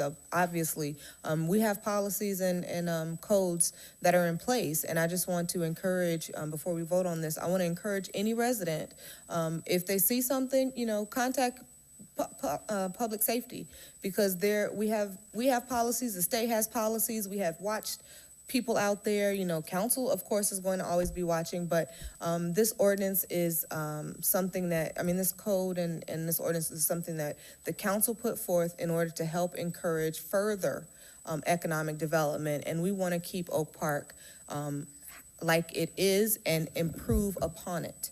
So if there's anything that you all feel is not reflective of the community that you want, that's something that you want to let council know. And certainly if there's a safety issue, referring to Mayor Pro Tem's concerns about any public intoxication, let public safety know right away. That's it. Thank you. City Manager Tungate. Council members, I just wanted to, for clarity, I don't know of a report, at least a reported incident like that at any of our licensed restaurants, number one. Number two, I would like to remind you that this particular business is they've successfully received a tavern license ordinance, but they've also now had their annual renewal. So they've gone through that double scrutiny, and, as you correctly mentioned, it's an extremely scrutinous process here in the city of Oak Park. Right. This has been a wonderful business. We're delighted to have them. They've followed all the rules. And this started because we noticed that there wasn't a lot of business in Oak Park. It is a business development tool to bring nice things to the city of Oak Park so that people from other cities are coming to us and we're not always spending our dollars outside. So it is time, I think, for a roll call vote. Mayor Pro Tem Levine. Yes. Mayor McClellan. Yes. Councilmember Seligson. Yes. Councilmember Speech. Yes. Councilmember Burns. Yes. Motion carried. Congratulations. Madam Mayor, members of council, I have one more agenda item on the city manager report, but before I get to that item, I would like to take this opportunity, something that's not on the agenda.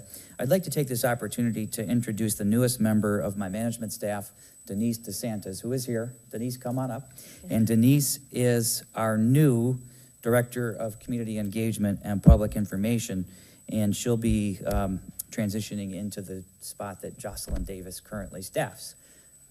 I want you to say a few things about yourself, but I want to say just a couple things as well. So maybe this will turn off about half of the people in our community, but Denise is an MSU grad. I know the Mayor Pro Tem likes you now. Oh, I see how it The goes. Assistant City Manager likes you.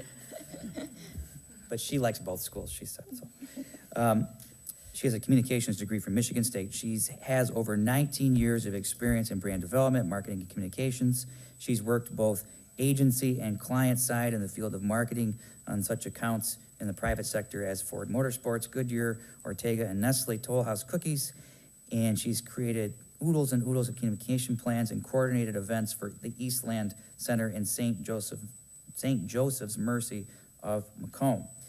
I would also lastly like to thank the mayor and Councilmember Speech and others who participated in our very stringent, I think, 5-stage interview process. So Denise is the champion of a very extensive, long-range process. So welcome aboard, and with that, would you say a few things about yourself? Thank you. I sure would. Madam Mayor McClellan and Mayor Pro Tem Levine and council members, I thank you for allowing me to be a part of this wonderful city. I'm finding that the residents are super friendly. The businesses are so driven, and the city has so much potential. It is also truly an honor to be part of City Manager Tungate's team. He has a reputation for being extremely empowering and also achieving great strides in the city. So those are big shoes to fill, which, speaking of big shoes, I'm greatly impressed by Jocelyn Davis's contribution that she has done so far. And I hope to continue to progress. I hope that at any time you feel comfortable talking to me, bringing me to some of your initiatives and learning more about the city. And once again, I can't thank you enough. Welcome aboard, Denise. Thank you. Thank you. Denise was the overwhelming favorite of all of the interviews that we conducted. Thank you for your time on those interviews. Thank you. Okay, 15C. I believe we have some presenters here, but Director Maroney, if you could set the stage for this, and then I want to add a couple things at the end. Good evening, Mayor, Mayor Pro Tem, and City Council. I am here to talk to you a little bit about our tax foreclosures that we're allowed to purchase. They are made available to us at the beginning of July every year. We have typically about a 4-day window to respond back to the county whether we want to purchase these properties or not. Typically, in the past, the city has not purchased these properties because they don't have the funds to renovate them and put them back on the market. We've been researching since last year different opportunities and how we can take advantage of these tax foreclosed homes and turn them into the hands of new residents for the city of Oak Park. And we've interviewed 3 different companies, set some information in front of you, also did some research in regards to the company that is presenting tonight, Global Realty, and they have come with glowing recommendations from the other communities that they've been serving the past few years. So I won't tell you a whole lot about the program. I'll let them make the presentation to you, and then we can come back to you with what a proposal is. Sorry, we have Jim Budziak and Richmond Inger.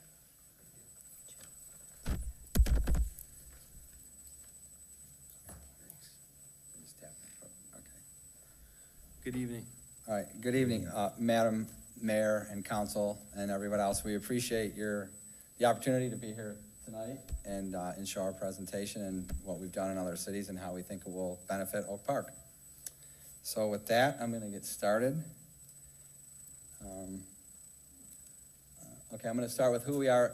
JSR Funding, Global Realty, and Motor City Property Managers. There are 3 companies that we own that are all housed in the same building. And so what JSR is we started with a partnership with Southwest Housing Solutions 3.5 years ago, buying bank-owned properties to renovate them and sell them to owner-occupants. We noticed that there was a need for that, and the federal government wanted to facilitate the disposition of the assets through local nonprofits, so we approached Southwest. We said, would you be interested in partnering with us? They said yes. We formed the partnership. And then over the past 3 years or so, we've done 400 plus houses with them. We provided the capital needed, set the scope of work, coordinated the renovations on the homes, and then listed them through Global Realty, our brokerage arm, and sold the properties. That particular program was all to owner occupants. That was one of the requirements that the National Community Stabilization Trust put on us as accepting the properties. So that kind of went with our mission of helping to stabilize the neighborhoods, increasing the property values, and providing a quality product to the homeowners. That then transitioned into working with the cities. And 3 years ago, I think, Rich, right, we started with Harper Woods. We approached Harper Woods about purchasing their tax foreclosed properties, renovating them, and getting them sold. They were having a problem, as many communities were. Their properties were being bought up and converted to rentals. So we went to them with a program to purchase the properties, renovate the properties, and get as many of them sold to owner occupants as we could. And it's worked well. And so that was the 3 years ago was Harper Woods. And then last year we did Redford Township, had an RFQ. We did that with them. We did City of Wayne last year. I did a test run with the Wayne County Land Bank last year. We did 10 properties with them. A couple years ago, we did East Point and Roseville.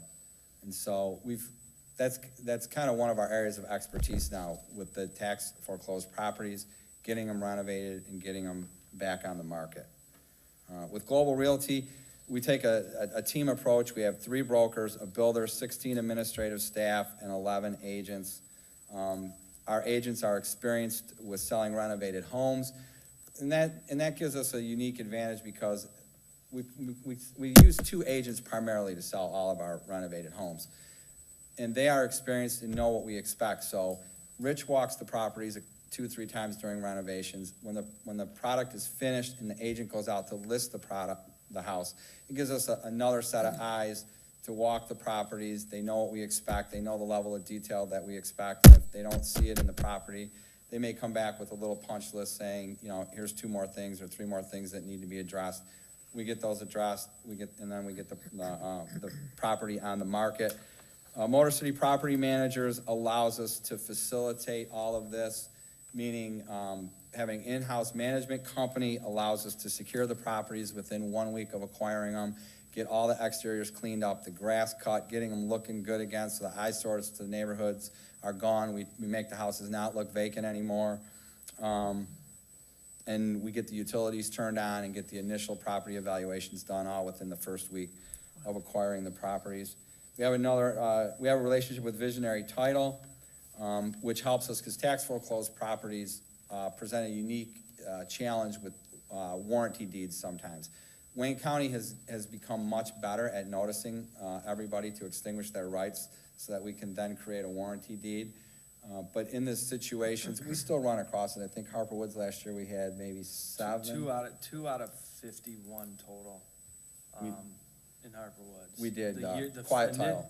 Where we did quiet title. The initial year, we had 7 out of 54. So we work with Visionary, they work through that process quickly, and we take the necessary steps so that the homeowner gets a warranty deed at the closing. I put in future expansion because we're currently in the process of looking to establish an office in Oakland County. We're starting to do more and more business in Oakland County, so we feel like we need a presence here. We have a wonderful commercial property areas out there that we'd like to really see you guys locate in. Well, it sounds like there's a lot of good things coming for Oak Park. I was impressed with the restaurant stuff, and it really, I think the housing will tie in with that, because obviously as businesses expand, the employees need a place to live. A lot of employees want to live close to work. Everybody's busy these days, and the less time that you can spend commuting to work, the better it is. So that's I think that's gonna help your housing stock too. That's gonna probably drive prices up a little bit. There'll probably be, as the businesses expand, you typically see the demand for housing expand. That's what follows. So it really should be good. Next is, okay, so the challenges facing the city of Oak Park. This is something we've become familiar with, and what we've heard from a lot of communities, and I'm sure you're facing the same things. Investors have been buying the properties from all over the country and even all over the world. The internet's been a great thing, but it also has its downside when somebody's sitting behind a computer in China, buys 5 properties in Oak Park, calls up a local management company and says, I want to get these 5 houses rented out, let me know what I need to do to them. And so that's been a unique challenge that all the cities have faced. And those owners can become hard to find when you're writing violations. They form LLCs, you can't track folks down, and it becomes difficult to deal with. They also don't pay the taxes in a timely manner, which our group does. We stick with the taxes, the lawn cuts, even the monthly or quarterly water bills we pay on time, where a lot of other groups or investors out of state let it go for a year or 2 years and not pay the taxes until they're delinquent again. So a lot of cities that we've worked with have really liked that aspect of how we run our business, to keep up on the tax payments. Yeah, and it's even become such an issue in Wayne County that they're actually changing the rules this year. Typically, you buy a property at the tax sale, and then almost immediately after purchasing it, that year's, like this year, the 2015 summer tax will become due. They're actually gonna include the 2015 summer tax in the opening bid this year. Because so many people are buying them, like Rich says, and not paying the taxes. And they think, well, we'll pay them later, but when cities are working with budgets and they're counting on that money coming in, when that money comes in a year or 2 down the road, it doesn't really help with the present year's budget. I already talked about the homes being converted into rentals, and then permits not being pulled. I've contacted some cities and I've asked them to go back and pull their list of foreclosed properties from the prior year, and then look and then cross-reference that with the building department and see how many permits have been pulled on those properties. And what we find is it's less than 50%, and it's in most communities, and it's even less than 25 in a lot of cities. A lot of these properties are getting purchased. They're not pulling permits on them, whether they're doing renovations or not, which leads me to the next step. A lot of the people that are converting them to rentals just put paint and carpet. They kind of do the minimum rehab necessary to get them rent ready and get a tenant in it. And even some of the investors that flip the properties kind of do the minimum to get them renovated and get them back on the market. The last one is the unique challenges, and you'll see some photos later. Our experience from doing, hundreds of bank-owned properties and hundreds of tax sale properties is tax sale properties are in the worst shape of all. They just are.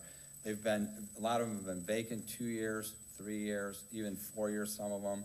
They're in really tough shape. And so we deal with water damage, mold, and lots of issues that we're prepared to deal with that a lot of folks, quite frankly, that buy them, aren't prepared to deal with. Next is benefits to working with JSR and Global. There's no financial risk to the city. We provide all the funds necessary for this transaction to happen. And Rich, we'll get into a little bit of that later, but there's no financial risk to the city. We provide all the funds. Significant renovations on every home. And they've been running, I'll say, on average 30 to 35,000, but we've seen some. We have a couple that we're doing right now for the city of for Westland. We have a few, Westland and Wayne. And the renovations are 50,000 plus on them. We had, what was the mold remediation on a couple of those? One mold remediation was 17,000 alone. Yeah, so when the value's there, in the cities, it's great. We do the cleanup, we get them fixed up, we get them back on the market. All of our contractors are licensed and insured. They pull permits, they get certificate of occupancies for every house. We'll complete the project within 1 year, meaning by the following year, all these properties will be renovated and hopefully sold. And this year, it's been great. I mean, I think we're gonna have every single house sold by July 31st that we did last year. With C of O's. With C of O's on all the communities. Depends on the amount of properties that we take on. But we will be done by July 31st this year, so we can start new for 2015. And I should have mentioned this at the beginning. If you have a question at any point, just please jump in with any questions that you may have at any time. The other thing I was at is, we're a local company, we're local guys, we grew up in Southeast Michigan, and we're accessible. If you have any questions, concerns, we're willing to come in, meet with you, meet with residents, meet with whoever, whatever their issues are. And the other thing I always add kind of at this point is, it's not if these properties will sell, they are going to sell. They're going to tax sale. They're going to be sold. This is a way that you can take control of the properties in your city and make sure that significant renovations are done to every single property, which most importantly to you guys is it's going to increase the taxable value. Because if the properties are sold at the auction for a lower price and somebody doesn't pull the permits, even if the renovations are done, most cities, if the permits aren't pulled, don't have the resources. The assessing department is not just randomly driving around the city and tracking these properties and making sure that the taxable value is brought up. By having us purchase the properties, do the renovations, list them on the MLS, and getting a solid sale that's recorded, that's going to increase the taxable value to the city. Council member speech. Yes, I actually have two. First, thank you for your presentation, very thorough. The first question is regarding Oakland County. I know that according to your presentation, a lot of your work has been done in Wayne County, and it looks like some in Macomb. How familiar are you with the way that Oakland County handles the auctioning process and how they do things? Because I know that a little bit of what Makovich does in Wayne is different than what they do up here. So that's one. And the other question is regarding the, well, I'll let you answer that question first. Okay, well, so the right of first refusal that is given to the city is mandated by state law. Okay. I think it's MCL 211-78, which permits the Michigan, and the pecking order doesn't make sense to me, but the pecking order is the Michigan Land Bank, then the local municipality, then the local county land bank. In that order, has the right to exercise their first right of refusal. So state law governs that across all counties in Michigan, so I think it will be very similar to what we've experienced in the other counties. Okay, so you think you're good with the county taxes. And then the other question was regarding actually getting people to purchase the homes. I see that you all have a real estate group, and you told us about how GSR funding works, but you mentioned there's a visionary title company that is also involved. Can you tell us a little bit about them and how, if a buyer doesn't come in, or how are they tied into this process as well? Visionary Title is essentially our in-house title company. They do all of our tax notice review. They handle the order of commitment from start to finish. So if a buyer comes in, we, the seller, will be using Visionary Title. But the buyer most likely will be represented by a different agent, and they have the choice to use whatever title company that they want. They can use Visionary Title, who's been in business for over 30 years, or they can use whoever their broker or agent recommends, and we can do what's called a split closing, which happens a lot now, probably 90% of the time. So we have Visionary Title handle our side of the title, and generally the buyer will bring in their title company as a split closing. But either way, Visionary can handle both sides of the transaction. So all three of these entities are in-house entities. The JSR funding, the Visionary Title, and the Global Realty are all in-house Global you. Realty and JSR funding is all together Okay. on our Mound address in Warren. And then Visionary Title has their own location in St. Clair Shores. But they're all through you. We do a joint venture with Visionary Title. Okay, We okay. don't own Visionary Title, but that's who our partnership is with. It's nice to have a relationship with one title company. We have a lot of requests. There's a lot of notices to review. There's a lot of commitments that we need to get out with this process. Mhm. So it's nice to have someone that you can rely on a daily basis. I understand that. So the reason I'm asking is so that I understand when residents, if this was something that we went with, how would potential owners be, what would they be tied to, or what would they be required to, who would they be basically indebted to? But you just said that they have a choice of title companies. They wouldn't necessarily have to go with yours. Correct. Okay. Yeah, it's open. Okay. I had a question. Some of these companies pick and choose only the homes that they can make a profit on. I understand you take them all. How do you handle that? Well, yeah, we don't think it's fair to the city. Anybody can come in and cherry pick the top 10 properties and go make a bunch of money. So what we've kind of found is in most cities with their packages, you're gonna have, let's say 1/3 of the properties are gonna be real profitable. 1/3 of the properties in the middle are gonna be at our average rate of return that we like to see. And then there may be 1/3 of the properties that are break even, or even we've lost as much as $20,000 on a property before. So we don't just take the low-end properties and not do anything to them and just kind of brush them aside. We take a global approach, no pun intended, but we look at the whole package, and we make sure that it makes sense for the city, because at the end of the day, I was talking to Peter in the city of Wayne, the community development director, and we did it last year, and we're gonna do it again this year. And he said, well, you guys did a good job. And I said, well, do you want to add anything to it? And he said, Jim, he said, I don't need to do anything. He says, I have the ultimate tool. I said, what's that, Peter?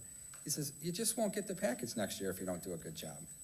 And I said, that makes a lot of sense, Peter. So our goal is to make everybody happy, so that we're not looking at this as a one-year opportunity, especially with all the good stuff that the city of Oak Park, looks like you guys have, down the road. We want to do this for years to come, and get properties renovated and get them back on the market and increase the taxable values for you and form a partnership that lasts a long time. Right, you had said as many of these properties are sold to owner occupants as we could. Which ones can't you get owners into? We don't want to increase our rental units, so we're very anxious to get them into the hands of owners. Could you speak to that? Yes. So the reason I usually leave what I'll call is a little wiggle room is there's always unique situations out there. For example, last year we did the city of Wayne. We ran across a young lady who, you know, she fell in tough times. She lost her house to the tax foreclosure sale. We went to the house. The interior of the house is in fantastic shape. The exterior of the house is in pretty good shape. And she didn't want to move. So what we did was, we struck a deal with her, we registered it as a rental property. We made the necessary repairs that the building department found to make it rent ready. And we've let her stay there, and she's extremely happy. And she had been a part of that neighborhood for a long time and wanted to stay there. So in that particular scenario, it made sense to do that. And we've had other similar scenarios where folks have fallen on tough times. We've struck a deal with them to do some renovations to the houses and then sell it to them on land contracts. But the one consistency is, when we find a house that is disheveled or needs significant repairs, I mean, unfortunately, in those situations, they're gonna have to move so that we can make the necessary repairs, because that's the point of the program, is to get taxable values up and get the properties renovated. Madam Mayor. Great. Someone else? Councilmember Burns, please. I just have a couple of questions. First, I think you gave a very good presentation. A lot of information that was shared, so a lot of questions are not required. But I was wondering if you could provide me with a percentage of the purchased homes that you guys purchased that were purchased by homeowners versus landlords. Well, in Redford, it was 100% owner occupants. I believe, and I'm speaking. The city of Wayne was 95% owner occupants. There was one that Jim just referred to, where the lady was in the home, and then there was a 4-unit, which was only an investment property that the city wanted us to take and remodel. So those are the only 2 that did not get sold to owner occupants out of both of those cities. And we Okay. plan to do the same thing this year with both cities as well. So on average, we're looking at over 90%. For those 2 cities, it was over 90%. Okay, and I like the fact that your homes are rekeyed and secured within 1 week, and the cleanups are completed within 1 week.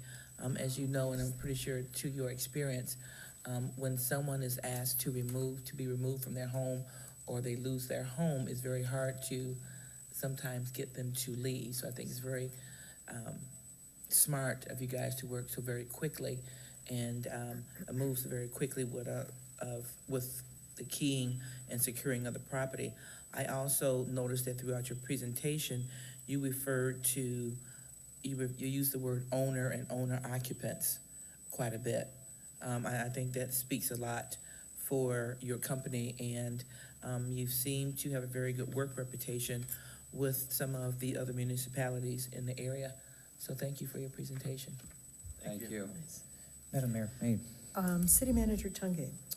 Mayor and council members, I wanted to just add a couple of points. And, first I wanted to clarify that when we went out and looked at this as a possibility for the city, we thought of it in a more comprehensive way. So City Council has made a tremendous amount of investments at my request in our code division. And we've done that not because we don't like renters in our city, but that we know on average, only using the percentages, that renters typically, on average, not always, don't take care of their properties as well as owner occupants. And the landlords. And so what's happened in the past has been that these properties have come up on the tax foreclosed list. And if the city didn't take possession of them, then they were left to be purchased, as was stated, by overseas investors or whatever it may be. That's traditionally not worked out very well for our community.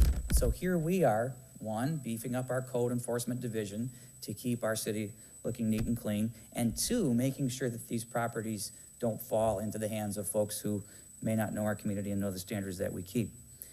That's the first thing I wanted to say. I would also, council, ask that you amend the recommended actions ever so slightly to include a contract that would be suitable to my requirements in working with Francis.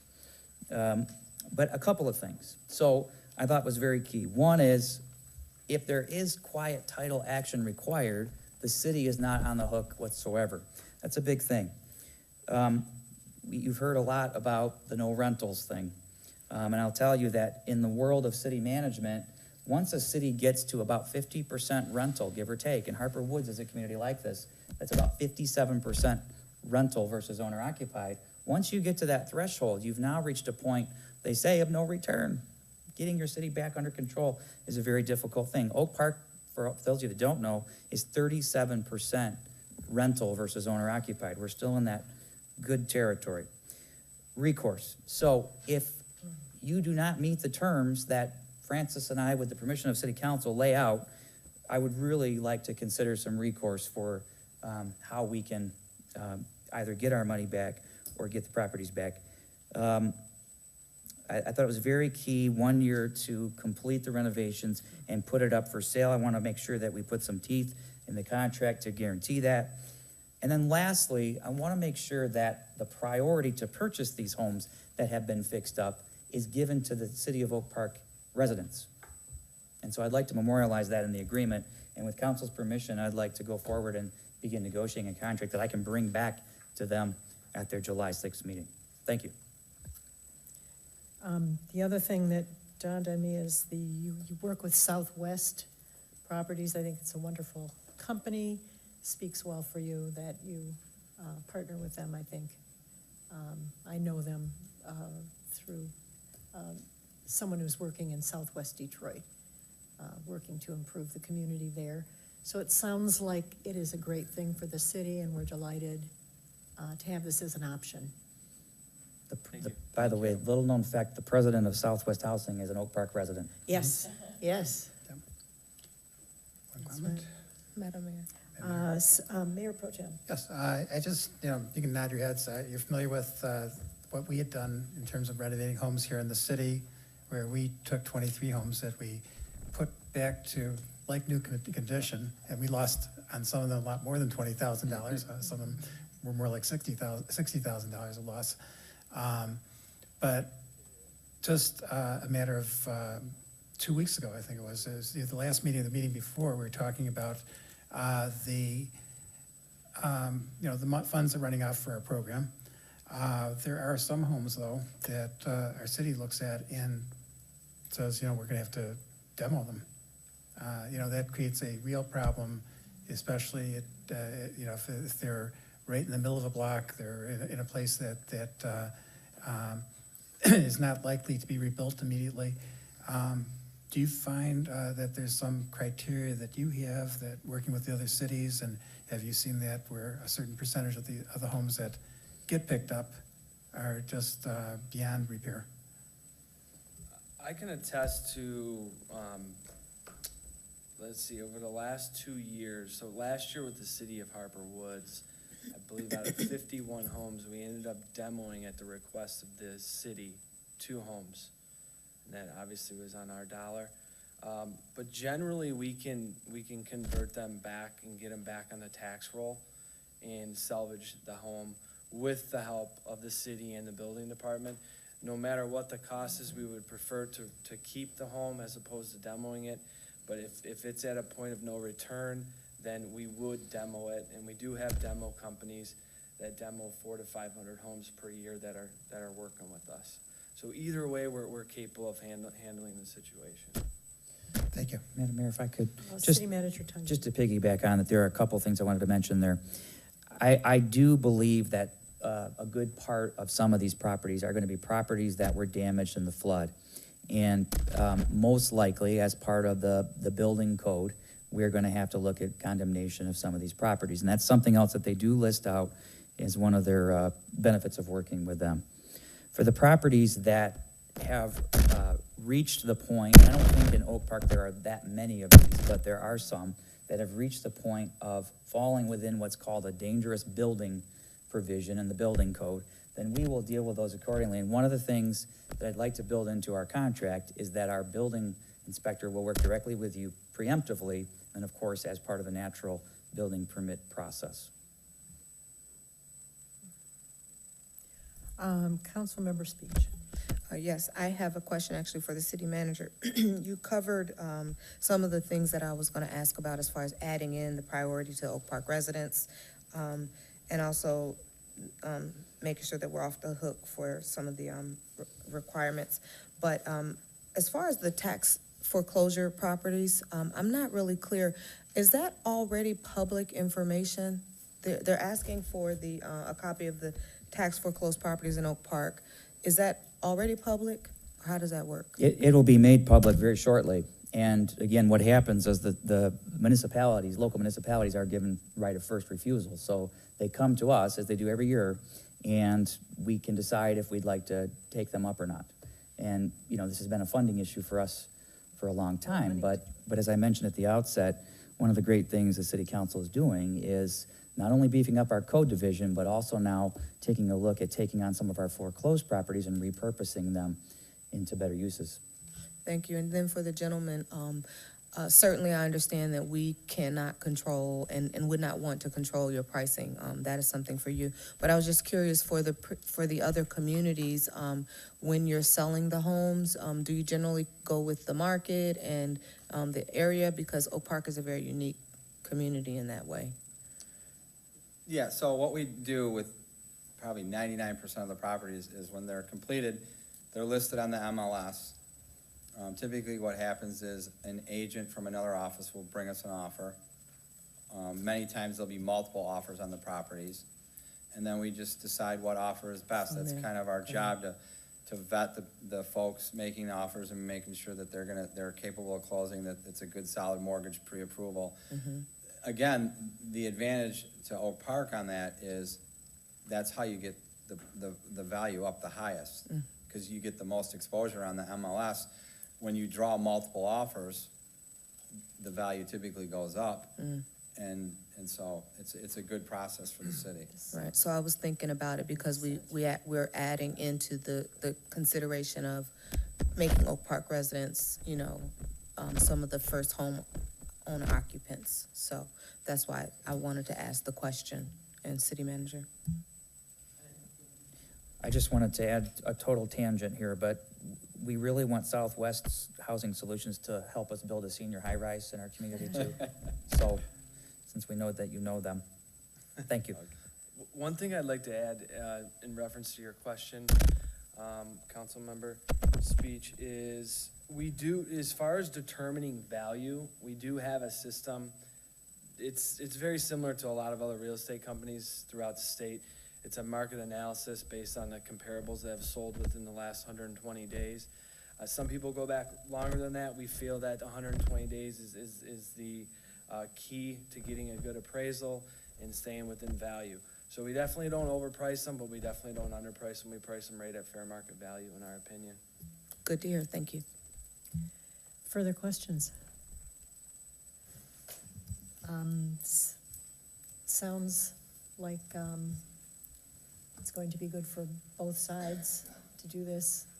It is something that the federal government was trying to do this for a long time and giving money to the cities to do this very job, but that those monies have been cut year after year after year to when they're almost non-existent at this point. So this is a great solution to our problem.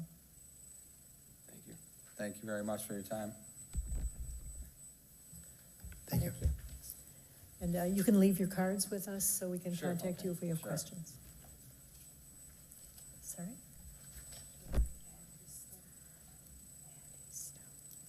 Let's see, so this is a request, do we have the motion on this? We do not have a motion Okay. yet. We need an approval for the city attorney to draft a contract that allows the city of Oak Park to enter into an agreement with Global Realty to purchase tax foreclosed properties. So moved.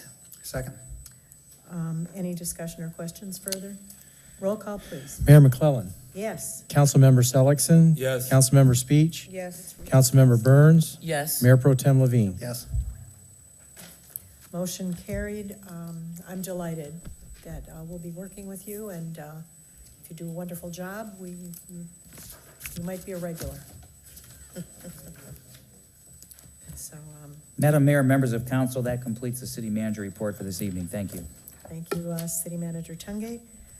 Next, we have call to the audience. We have a 3-minute limit, and please give us your name and address when you come. Okay. Hi, everyone. Zena Tisha, Sahara Restaurant, Oak Park, Michigan. First of all, I want to say congratulations for finishing the ordinance and paperwork on the Class C liquor license vote that took place about 40 days ago. And thank you to all the citizens of Oak Park that have a future vision in mind with everyone here to move the city forward, along with a lot of other cities in the state. So we're very excited about that, and I see a lot of good things coming, and I just want to say I'm not surprised that you have people coming in now to help out with the housing, and this is something that we talked about throughout the campaign for 3 years, that bringing economic development forward, bringing Class C liquor licenses into the city is not about restaurants being allowed to sell liquor only. It's more than that. It brings in new businesses.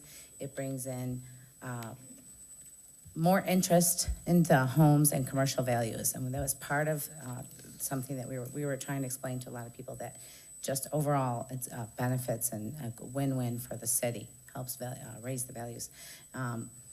And so we're very excited about that, and thank you for approving our license transfer. We'll move forward with the state and let you know how that's going. Thank you. Thank you. My name is Nancy Hatcher, and I live at 23040 Wildwood. My concern is the trees in Oak Park that are getting very old. There's an ordinance that you don't cut down healthy trees. I've talked to Gary from Public Works, and he indicated that I should come and talk to you. The tree in front of my house, between the street and the sidewalk, is huge. The roots are growing toward my house. There are 3 spots in my lawn where the roots are 12 inches by 24 inches. The sidewalk between my lawn and the tree have been replaced twice in the last 25 years. My driveway is starting to uproot, and it's out of place. I've asked that they come out and they look at the tree, and he did. A couple of years ago, they came out and at my request, and they cut down branches because they were falling on my lawn, and I was afraid one was going to fall on my house. So now I'm concerned about this tree that is very old. Again, the sidewalk's been replaced twice in the last 25 years at my expense. I know that the tree belongs to the city, but the repair or any damage is my responsibility. Don't have a problem with that, I'll pay. But I think that we need to consider removing some of these trees that are old. It's the tornado season. I've seen pictures of trees uprooting, landing on folks' homes, and I don't want that to happen to my home. And I'm hoping that we will look into some process for removing some of these trees. I know that we're the city of trees, but we still need to be concerned about the residents and the damage that it's causing to some of our property. Thank you, well put. Do we have your address? 23040 Wildwood. And your name again, please? Nancy Hatcher. And our city manager will speak to you. But I want to thank you for your comments. I'm going to have staff look into the matter. So, okay? Thank you. Thank you.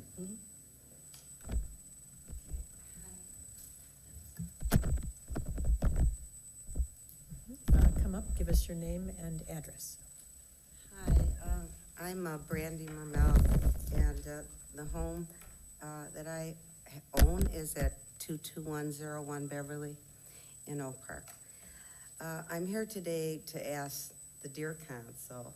I even have a Bible. I'm not trying to be theatrical, but I am going to put my hand on the Bible because I saw that as it says that you don't have to take necessarily anything as truth. I saw this little written paper that says that anything that we say to the council, the city of Oak Park will comply with the spirit and the intent of the, I'm sorry, wrong place. Each speaker's remarks are a matter of public record. The speaker alone is responsible for his or her own comments. for the city, and by permitting such remarks, support, endorse, or accept the content thereof as being true or accurate. So, from the deepest part, I put my hand on the Bible, and I may have to ask the council to hear me a few more times because 3 minutes isn't going to be long enough. I am here to ask you to put a further stay, a hold on the tax roll for a special assessment that was given to me for a removal of snow removal in front of my home. Let me just, I'll talk as long as you allow me to. And even though the time has passed, there has been some miscommunications with the mail. I didn't get the appropriate denial at the appropriate time. I'm hoping that the council will, so that a further investigation is made to give me relief on this erroneous special assessment that was put upon me during that 17-inch. That was during the time of the Super Bowl. I think it was February 1st. That devastating and the third most devastating storm that Michigan had. I did seek relief through the city manager and also the department. And there's just some loopholes connected in here. The Department of Planning Department, I meant. They're hinging on, the bottom line is that they're hinging on the report of the snow removal team. I removed the snow before the team got there. They never did it. I did it. I have a handyman that helped me. I'm sorry to interrupt, but Okay. you need to just finish out that sentence. Okay, I had somebody help me, and I was hoping that I have proofs, and I'm gonna stop in a second. I have proofs and pictures that I did share with the city manager and with the planning department. I would hope that you would allow a further investigation. If I could submit some of the proofs to the council so that I could get a general view, so that more people could see. I did it, they didn't, and it's $182 now during Thank this. you, ma'am. Okay, Your thank time you. is up. Thank you. Anyone further? Okay. Let's see. I'd just like to say that we use some of the free compost that the city has behind the library, and it is rich, moist, and wonderful. It is free, and it's plenty pricey if you go to buy it. There's also free wood chips back there behind the library. Okay to call you want me to say this, or can I call Julie? Yes, would Director Julie Hall please come up? She's got some good news about the pool and about the 4th of July events. Mayor, Council, I just wanted to let everyone know that the pool did open on Saturday, and everyone will be happy to know that the heater is working, and we're at 82 degrees so far, so as we warm up. The pool is open Monday through Friday from 1 p.m. to 8 p.m., Saturdays from 1 to 6. We do have Sunday rentals, and in July, we will have inner tube water polo leagues in the afternoons. Is that new? It is new. Water polo. Yeah. And then, so we also offer. How do you sign up? You can sign up online. Okay. And we will have swim lessons Monday, Wednesday, Tuesday, Thursday, both in the evenings and the week and in the morning, and then on Saturday mornings as well. Reminder that July 1st is our bike rodeo, which kicks off our Independence Day celebration for the week. And kids can come between 5:30 and 7 to the community center parking lot to decorate their bikes, go through bike safety, helmet fittings, and other obstacle courses there in the community center parking lot. And then Independence Day, we will have the Mayor's Fun Run at 8 a.m. Activities for the Fun Fest will start in the park at 10 a.m. and run till 3. We'll have the parade at 11 a.m. that runs till noon. And then we have stage entertainment between 12 and 3. And then day camp begins June 22nd, so next week. So feel free to check us out online or stop by the office. Thank you. Great news from the Recreation Department. Question? Yep, question and clarification. I know you said Independence Day, but that's the 3rd for us, Yes, correct? it is. Yes, Friday, July 3rd. Yes, that's our Independence Day here. And then a question for you regarding the pool. I had a couple of residents in Ferndale to ask. They are welcome to use the pool, correct, because of the interlocal If you are agreement. interlocal, they're considered a resident, yes. And with teenagers, it was a parent of a little one. How are they? How's the pool monitored if they want to bring a little one in, et cetera? How lifeguards, et cetera? Can you talk about that? We do have lifeguards. They're on a 6-person rotation from around the pool, and that goes through the first aid station as well. So you have 5 guards on deck. Plus, we have a manager or the assistant manager on duty. We also have, obviously, our pool cashiers checking people in, locker room attendants. And then because mini golf is open as well, we have a mini golf attendant. We do have deep water testing, so once you feel your child's ready to swim in the deep area, a manager or an assistant manager would test your child. But we also do have limited numbers of life jackets. We do recommend that you get your child a life jacket if you think they need one, if they're younger, and make sure that it's U.S. Coast Guard stamped. Okay. You just can't bring in Water Wings or something like that. It has to be U.S. Coast Guard stamped. Great, thank you. You're welcome. I know a lot of people are going to be happy with the heated pool. Yes, A lot thank of you. chilly swimmers last year. Thank you so much.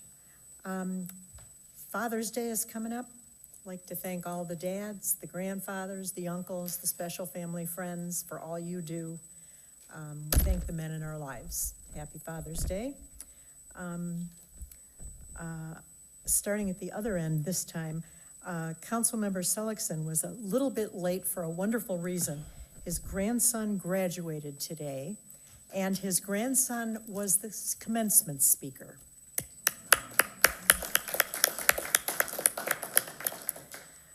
Councilmember Seligson, Have a good night, everybody. wordy as always. Councilmember Burns. Thank everyone for coming out this evening. I really appreciate it. It does my heart good to see Oak Park residents being engaged in our city council meetings. Also, I want to relay that we had a great recycling event last weekend. It's great to see everyone being serious about the recycling. I just want to say public safety, you're doing a great job. Please keep up the good work. And this is storm season. Please take the necessary precautions and monitor your outdoor pets during this time. And happy Father's Day. Councilmember Speech. Yes, first want to thank everyone that attended, and I neglected to do this before, but attended the flower sale. I was not able to attend that, and wanted to thank everyone for that. Also, I know Director Hall already mentioned, but we'd love everyone to come out. The Independence Day parade and the walk and even the bike rally. It's just going to be so much fun. And this year we're praying for no rain, and all of the things that we do after is just going to be a great time. So looking forward to that. It's hot outside, and so with the heat, people start walking and all kinds of activity happens. So I just want to encourage everyone to remember safety and lock your car doors. Lock your windows and your doors when you're not in the home, because that's the safe thing to do. And even if you're in the home, you know, there's ways to make sure that you're securing your windows, even if they're open. So just, you know, take a look at some of those things and make sure that you're doing that. And also with trash, you know, rodents come out in the heat as well. So do as much as possible. We talked a little bit about some of the sanitation earlier, but do as much as possible to maintain your garbage and collect it in a way that will keep the rodents away. And happy Father's Day to all the fathers and father figures out there. Thank you. Last but not least, Mayor Pro Tem Levine. I just wanted to comment, I had two very nice evenings last week. On Monday night, we had our last of the season meeting for the Emergency Services Council, and I was just very, very pleased to see that we had over 20 volunteers show up. That is the beginning of a group of people that have expressed interest in helping out when there's an emergency in the city. You know, there's help on different levels, people that we can call upon to man phones to help with a warming or a cooling shelter this time of year. Getting the word out in the neighborhoods, communication is essential. Looking out for people that are our neighbors who may have special needs in an emergency, and filling in just all those important backfill things that we saw a need for very strongly when we had the flood.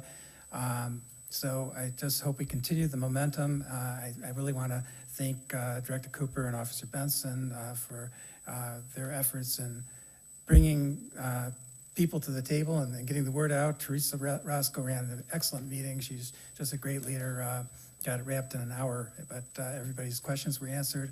Everybody left there motivated and on target to help to build a response from the residents to be able to help fill in when we have an emergency. The other thing that was nice was beautiful weather Tuesday night. We tested out a slow roll through Oak Park. We hit the four corners of the city on bicycles. Very interesting and instructional. We are going to be doing it again every Tuesday, beginning at, we meet at the library 6:30, roll out about 7 o'clock. We determined it's about 8 miles that we can do in an hour at the pace that we went. We were surprised. We got 30 people showed up. We didn't expect that for the first time out, and it was like, at some points in the city, it felt like we were a semi-truck trying to squeeze through, but we got a good picture of things from the ground up. I hope what comes out of this also is we'll have a good indication of where we need bike routes and places that are critical as far as safety for pedestrians and bike riders throughout the city. And just come out for a good time. I thank Aaron Tobin. He was one that helped really make this happen. We've been talking about it for a long time, and now it's here. So come on out and enjoy a nice leisurely bike ride with friends and neighbors every Tuesday night. Thank you and good night. Wonderful. Once we get bike route on 9 Mile Road, that little group will have a wonderful route to travel down 9 Mile Road nice and safe. Have a wonderful evening. Thank you for coming. Thanks for staying for all of this, and this meeting is adjourned.